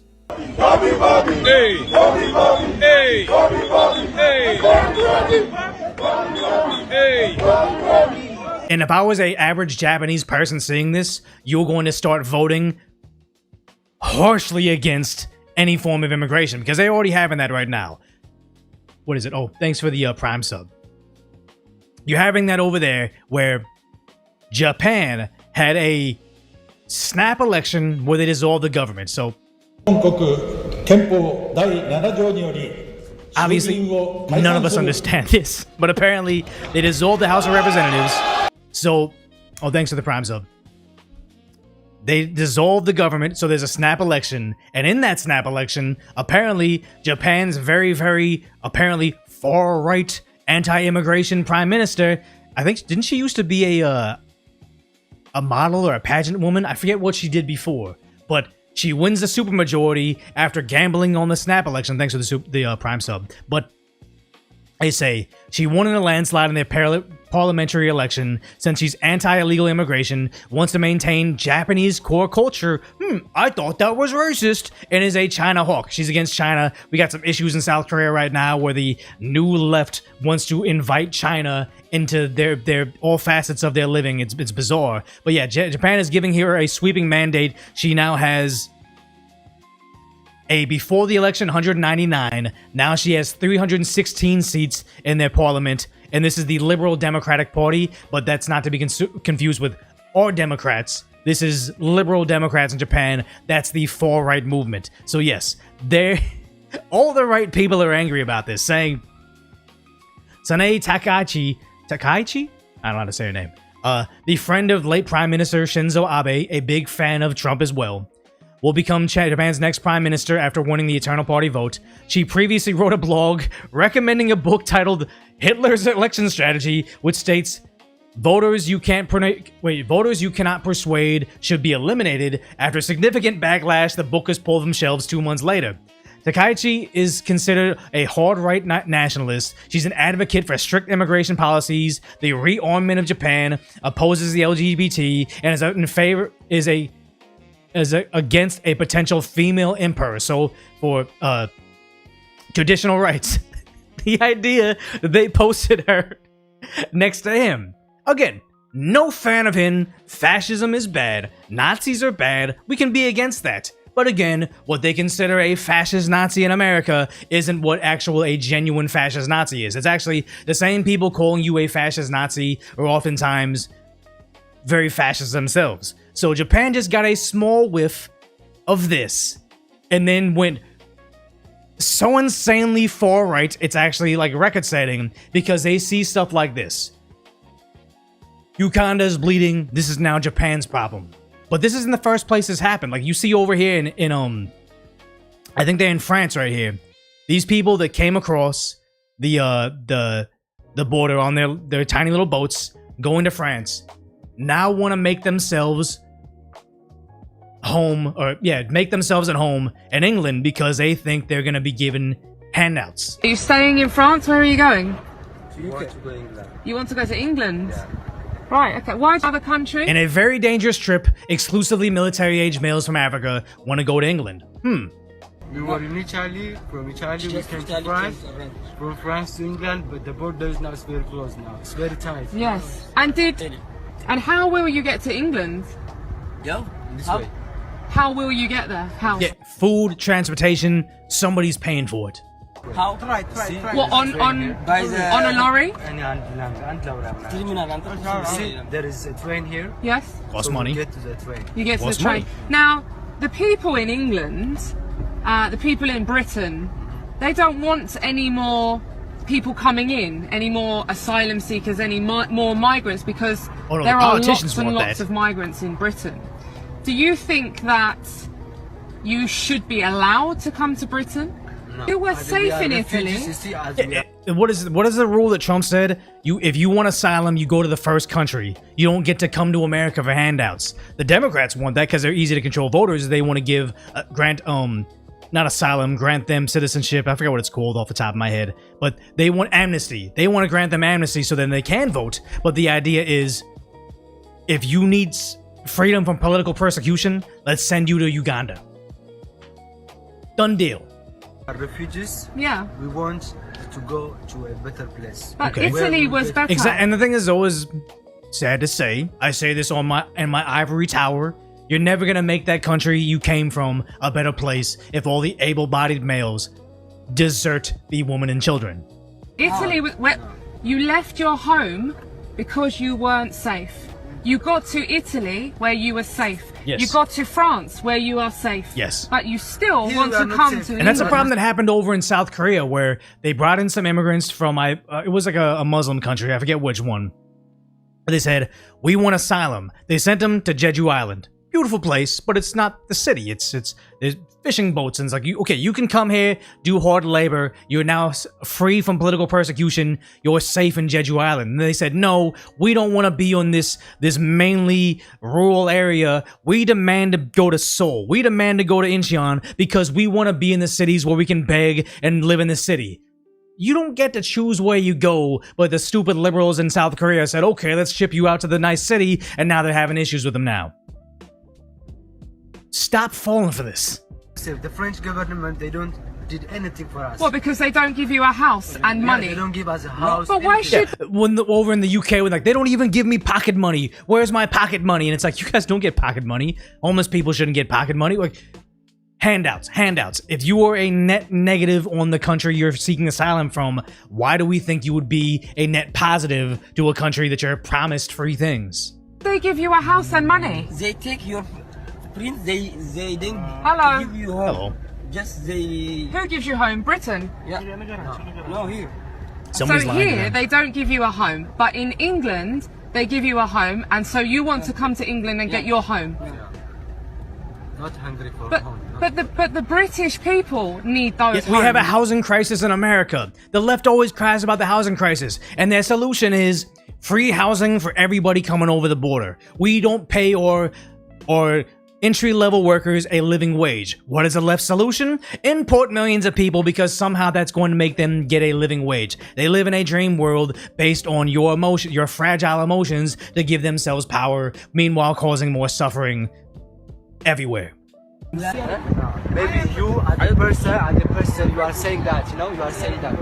I'm just saying how it is in Britain. There's a feeling in it. And here's the thing, they always keep on saying we're teetering towards war. Russia's aggressive, China's aggressive, we need people on the front line. Every single one of these liberal-led nations is having issues recruiting into their military because they make their militaries more woke and they just don't represent their values. Why would I, a native Britishman, go to war to help provide free housing for illegals that have just come into the country, meanwhile I die over in Ukraine fighting the Russians? They don't want to do that. So I really wonder if, should they make it to the Britain and Britain gets invaded by Russia, something like that, they need the mandatory conscription into their military.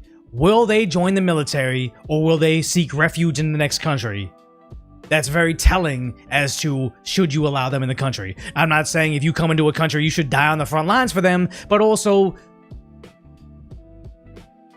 how is it going to benefit you if shit hits the fan? And I only bring this up is because over in Ukraine you had a large group of Nigerians saying they fled the country, they were under political persecution, and there is persecution because in Nigeria, in case you're not aware, a large Christian population, a large Muslim population, I won't tell you which one is killing the other, but they have to escape.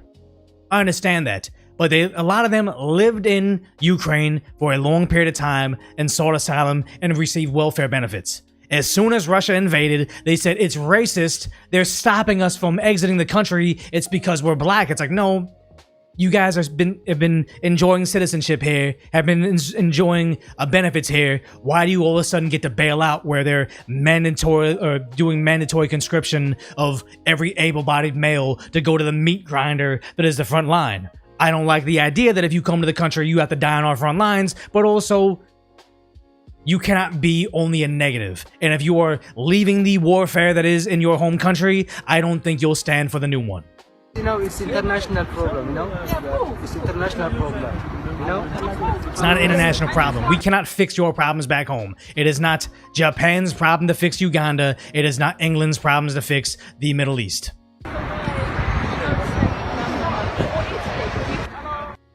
Okay, but you have this, so they think they're gonna get free housing over in the UK, and now they're having issues. What you say? What are you doing? Just carry on. Where some of their cops in the UK cannot speak the native tongue. Stacy, I have the belief that you may be in possession of drug. Oh, yes, I got the belief that you may be in possession of drugs. And here's the thing: is in LAPD, probably the best coppers I knew were first generation immigrants. I believe that's what it is. Like they came here from born in another country. They're in our country. They gained citizenship the legal way. They're hardworking individuals, and they're good cops. They speak English. They believe in our rights. They don't like communism because they fled from communism in their home country. They are good benefits to us. They keep our community safe. If you don't even have take the time to learn the language correctly, I don't think you should be a copper. You should not be arresting citizens when you don't even respect the country enough to know the language. Even an Stop being officer. rude and just listen to him. That's why I want to search you. What's your name first before you search, man? I want to search you under section 23. Yeah, can I have your name? And it's a please? problem. It's not even the arrest. If there's a fire, there is a mass incident, we need your help to keep us safe. Communication is the bare minimum. Like over in Florida when they said, no longer can you take the driver's license test in Spanish. You now have to pass it in English. Well, if none of the street signs are in Spanish, how can you take the test in Spanish? This is ridiculous. I am sure the left will call me a racist for thinking this, but I think he is absolutely useless as a peace officer if he cannot assist us in emergency situations due to the language barrier. I kind of see like this copper in the background finds this funny as well. Call number, Michael. My call number is 08387. 08387. Where are you based? I'm down Longside Police Station. And what do you want to do search for? I have the reason to believe that you may be in possession of a drug. Possession of drugs? Yeah. Okay. They're upset about this, and it would be one thing if it's just a one-off incident. I don't even feel comfortable looking at the secondary video. But it happened again. This guy is getting shook down in his home, apparently, and he's upset that they can't even communicate to him. Obviously doesn't understand a word of English. Right. 3 people. How did this Safer happen? Neighbourhoods team. I'm asking one question. Let's see if the camera thinks I'm asking a stupid question. Do you have on record at the Safer Neighbourhoods team for Hyams Park and Hale End a reasonable adjustment for me, William Gibbons? Mind you, this is the UK where you have to have a license to buy a television. Where you have to have, your TV has to be licensed. Yes or no? So what type of reasonable adjustment do you need? Did you see that? He refused to answer the question. Why are you refusing to answer the question? Sir, I'm asking what type of I don't want you to ask questions. I want you to respond to my questions. I need to know what type of Not yet, you don't. I need to know if you've got one on record. Then we can go forward. Do I have one on record which I feel like this is his FTO or field training officer. I feel like he's training this guy and even he's getting frustrated with how this is going. I've been repeatedly assured by SMT that you have. Yes or no? I need to know what type of adjustment do you need? Right. For the record, state your caller number. He doesn't even know how to read off his serial number, his horsepower. He doesn't know. He doesn't know. It's my student 2819. Right, say that again slowly. 2819. 2819. What area? Welcome Forest. The cat's not feeling this. So do either of you want to go for answering that one question? Because I can't move forward until that question's been answered. Yeah, a fundamental misunderstanding. They don't know what it is, and now the UK is cooked. Like Radio Genoa saying London is fourth world. At 4 a.m. After chant rot. Many videos just like this, and it only took Japan to see tiny fraction of what the UK sees for them to go far right, where now all the wrong people think, oh my god, they're bringing back fascism in our country. No, I think that it's almost a badge of honor to be on the Mount Rushmore of who they call fascist or racist. Like, if I'm not getting called all the mean words by the left, I'm not doing it right. And it's sad to say, I hope they call me a racist, because then you know you're actually based in reality, but sad to say, that's what we are right now. Exactly. You're saying Japan is for the Japanese. Why is that a racist thing to think anymore? I don't know. I saw in Japan there was people protesting that the Japan didn't give them a license to build a an Islamic burial site, and they said no, you can do that back home, and they started doing it anyway. There's an issue. If you don't respect the laws here, you're incompatible. I'm sorry. Was it a cemetery? Yeah, I think it was that. And it is like, can you say Europe is for Europeans? I don't understand why they keep on saying all these things about like the white man is bad, they're imperialists, they're like the root of all evil, they've always been racist, and then they cry, why can't we move to that area populated by all the people that are so bad, spooky, and racist?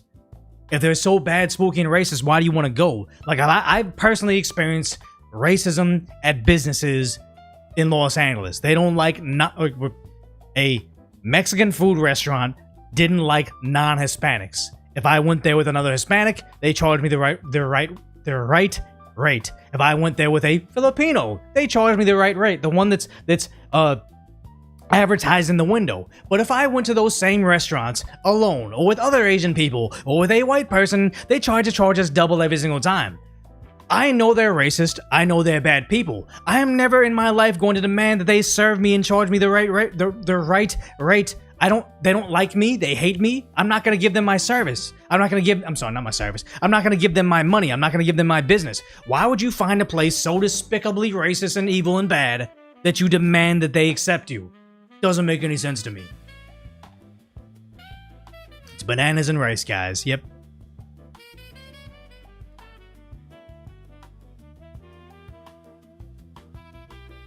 Yeah, I would never visit another person's home and disrespect them. I wouldn't go there. I hated it so much. I could not imagine me going to China and not speaking Chinese and going to and getting elected in Chinese parliament and complaining about how the Chinese are hostile towards Americans or hostile towards South Koreans. But in our Congress right now, we have several congresswomen and congressmen that essentially hate America, hate our ways, say what we do is not American, what they do back in Somalia, whatever that place Sri Thandar is from, whatever, we don't adhere to his standards of living or the way his cultural norms. We're bad people. But again, they don't live there, they live here and demand that we cater to their desires. I don't understand it, but it's becoming more commonplace. The Chinese do that in Japan. The Chinese are trying to do that in South Korea. It's very bizarre how the liberal left in South Korea is buying in on it. And nobody believes in what they're protesting. They're just taking marching orders because, sad to say, they are the useful idiots that have more emotions than facts, and that's how they're easily controlled. Very sad.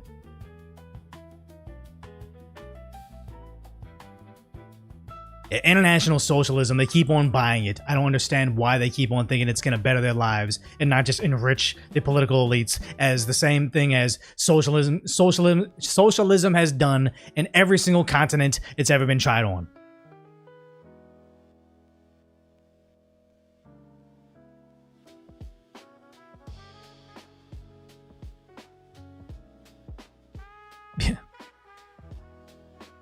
Yeah, Hong Kong and Taiwan are different. Mainlanders are annoying. I think that, what do they call, like, didn't they say Taiwan is the actual Chinese government?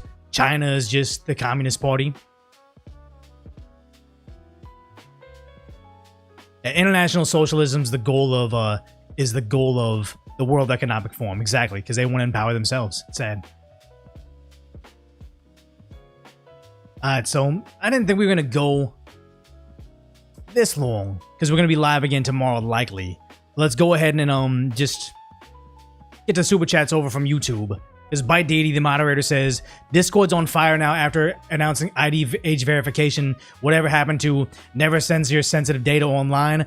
Discord's got some problems, and I didn't even know how bad it is. So if Discord wants to destroy their business, which they essentially are, because people aren't going to want to hand their ID or their phone number over. Like, I wanted to participate in Asmongold's Discord server, but it wants my phone number, and I'm like, yeah, I'm not doing that. Record. Discord will melt down, and it won't be missed, I don't think. Ryan LBA with a super huge super chat saying, much appreciation. Thank you very much for that.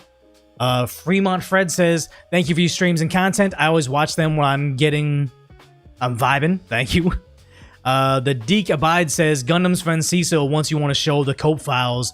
He's on the other platform and other platform. I think you'd have fun as a guest. I'm one of his mods. Appreciate that, but honestly, I haven't been guesting on anything. Like, I know even Timcast IRL was trying to have me on again, but I'm very, very locked in on trying to get Decap Degoy flying and then still trying to make content on Decoy because I'm starting to slide on subscribers over there, so we'll figure it out.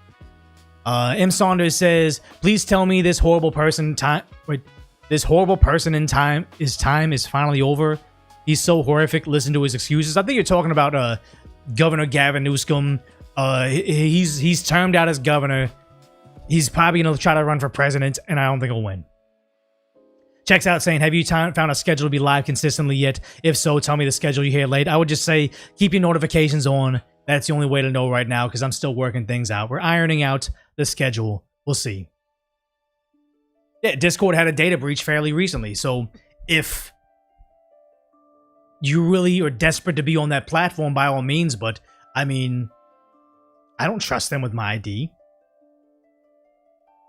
He's running. I just don't think he could win, even in the Democrat Party. I think they're going to run AOC or some garbage, or even Kamala again.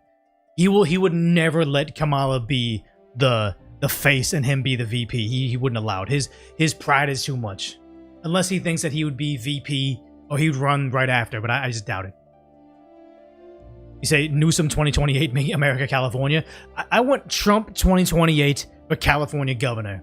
I would like that. Debt is most likely secretly servitude. Yeah, people are in debt slaves for most of their life, and that's just how the system works now. Sad.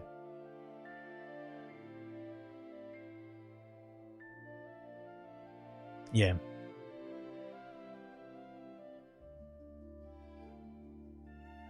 Mel Gibson VP. Oh, Mel Gibson running for president. I mean, here's the thing. If anybody should have been canceled, it would have been Mel Gibson. Those leaked tapes are horrific. But the simple fact that he still gets to be in movies, and he's still a movie star, and he's still beloved, he went on Joe Rogan and was kind of making sense about a lot of stuff. I think as long as you don't apologize, you can't be canceled. Ever. And here's the thing, it's like, so you said you'd move to California tomorrow if Trump was governor. Chad Bianco keeps on saying he'll get rid of income tax, which is amazing.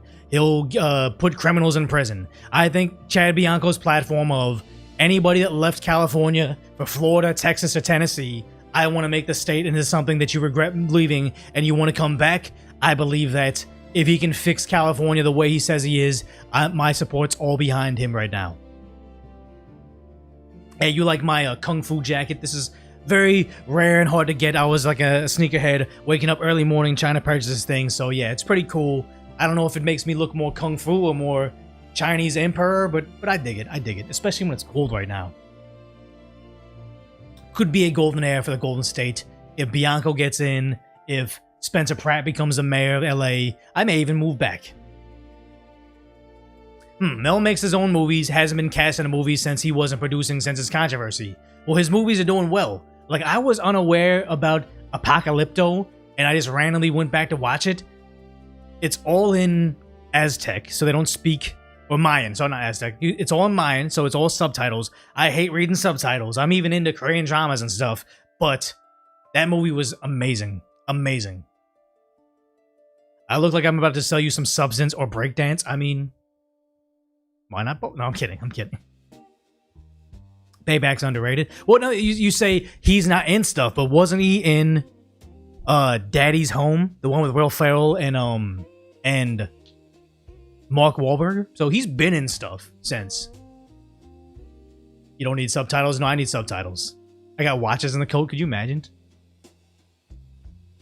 Yeah, Mel Gibson is iconic. He's one of the last real movie stars. Keanu Reeves, Tom Cruise, Mel Gibson, maybe Ben Affleck and Matt Damon, but then again, the Batman was kind of a flop, I think.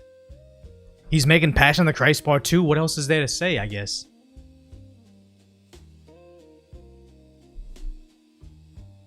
Said he won't work with ICE last Nev.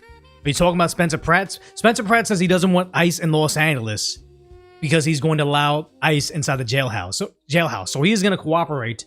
He's just not going to he's going to do it like smart Democrats do. Yeah, Christian Bale, Matthew McConaughey.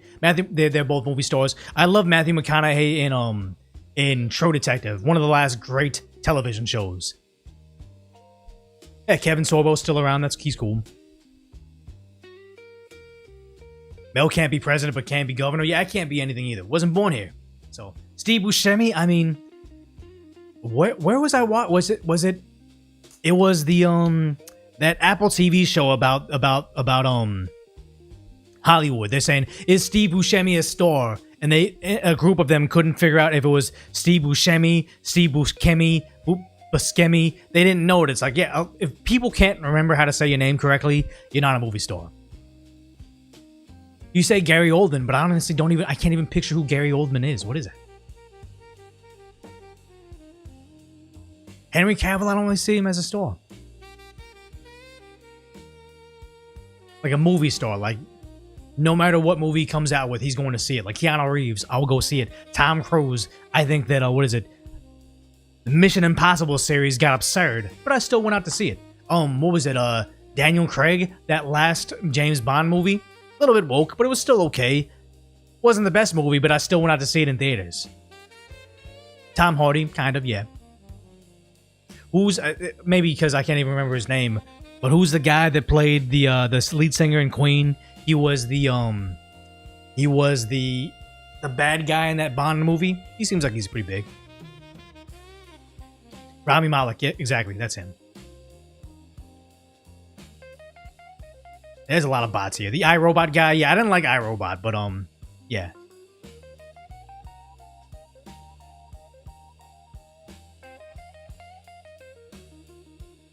Oh, Rami Malek, yeah.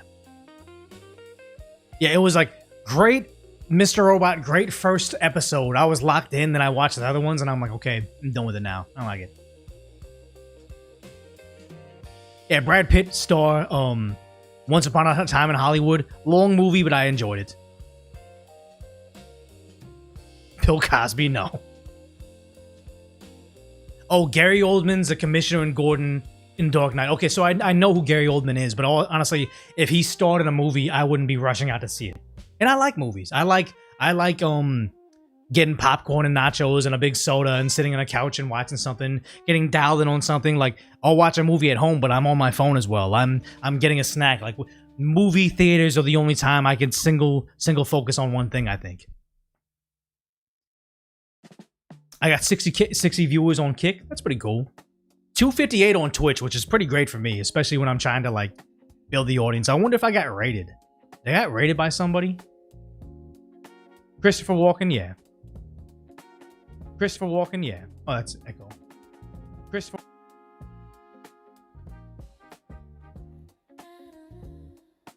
Oh, yeah, people were gifting subs. Thank you. Yeah, Anonymous gifted subs. Little Overtone gifted subs over there. That's pretty cool. Lady Snowblood says, keep up the grind, Decoy. Cheering for you. Appreciate that. Let's see.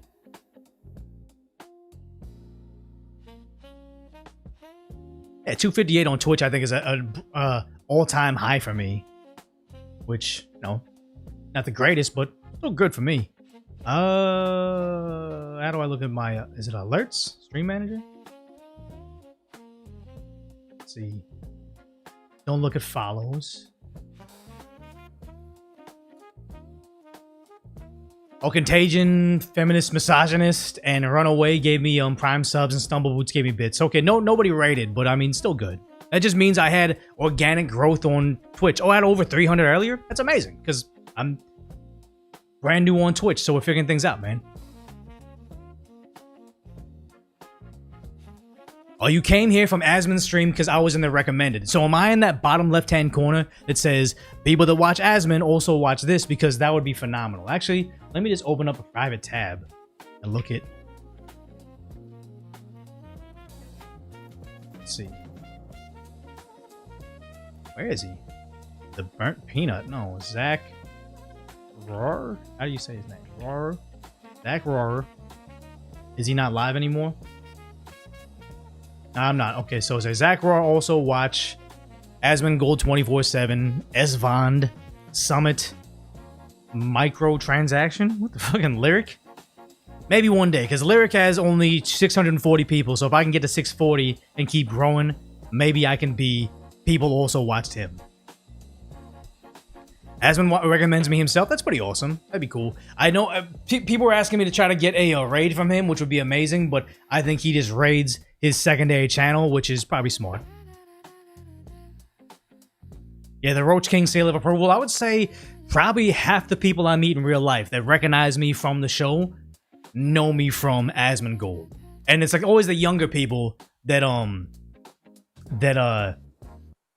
watch me. Like if somebody that I know, if I meet a guy, and their son watches me, it's because they know me from Asmongold. So it's pretty cool. I'll just be Asmon Yellow over here, you know? Yeah, keep streaming. I mean, it's about consistency. This is the first time I've streamed this consistent online, so we'll figure things out.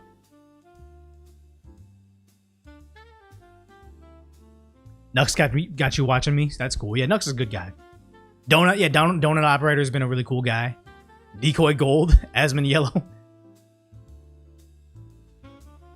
Asmon Bronze, probably, right? Donut Decoy. My favorite site right now is still going to be YouTube, because YouTube was what built my career. And it's like, you know what pays me the most, but it's like, it's what built my career. I think Twitch, if I get the right deal with them, things will be good. And then Rumble, if I get a deal with them, that'd be cool too. But, you know, we'll see what it is. I kind of feel like there is a dark game behind the scenes, and you just have to learn how to play correctly, because companies will take advantage of you if you're naive. And I've learned my lessons from early in my career, so I'll figure it out from there, you know? I'm dual streaming on all platforms right now. Yeah, you said you're 45, you found me first, and you're a girl. And that's the thing, is I have a huge female audience comparative to like other content creators. Like you think that Shoe-on-Head, a female content creator would have a larger female audience than me, but honestly, it's insane that I can still pull, like, yeah, at times I can pull a 20% female audience, but right now on Decaf Decoy, brand new channel, 10% female. That's unheard of in this realm. You scrolled down and fell on the channel and it felt like a vibe from the Roach King here too. Okay, so you guys are all Asmongold watchers. So maybe I should just be the Asmongold after party. You think women hate Shoe? I think liberals hate Shoe-on-Head now. It's sad. A female girl, yeah. That's the most like incel thing I've said. Oh, a female girl. Like I don't know. Like yes, I need to touch grass more.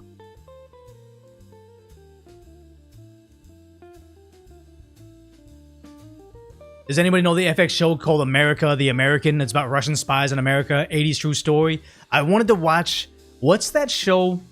It's not well produced, it's kind of low budget, but it was about America if World War II was lost and like Germany took over half of us and Japan took the other half. What was that show? I want to go back and watch it again. That was pretty cool. Castle in the Sky, the Man in the High Castle. Yeah, that was pretty cool. I want to go back and watch that. I've been watching Bosch again because I don't like Bosch, the spin-off one. I might try to watch the Ballard, but Bosch was good show. I like The Wire, I like The Shield, and Bosch is probably the newest thing that's like in that genre. The Man in the High Castle? Okay, yeah.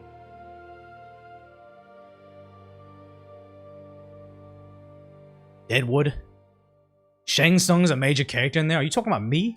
How dare you? I mean, I am wearing the Kung Fu jacket, so I guess that I put that upon myself. I watched all of Peaky Blinders. I didn't like the ending. I know they line themselves up for a movie, but I didn't like the ending. Shogun, somebody told me Shogun's just like Game of Thrones. It is not. It is so slow moving. It wasn't good to me, man. Any anime I'm currently watching, I forgot what this is called. It's about a guy that's poor. He raids dungeons. He's in anime. He's like a regular hero, and they're hungry, so they start eating the monsters inside the dungeon. Good anime. I mean, I haven't finished it, but the first couple episodes are great. Yeah, Shogun was just too slow. Too slow. I was expecting a battle. Never happens. And I was like, okay. And then why that one girl won so many awards, I won't understand. Like, it was whatever. Delicious in Dungeon. Yep, that's it. Boardwalk Empire, couldn't get into it. Just couldn't get into it.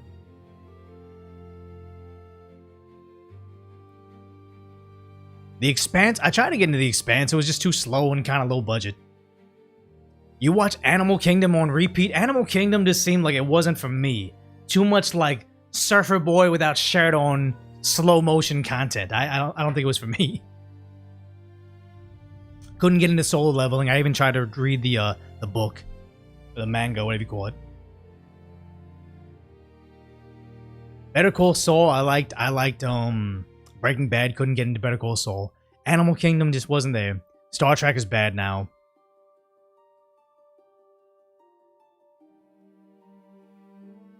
Cowboy Bebop, yeah, I mean, it is what it is. So, I believe we're going to live stream tomorrow.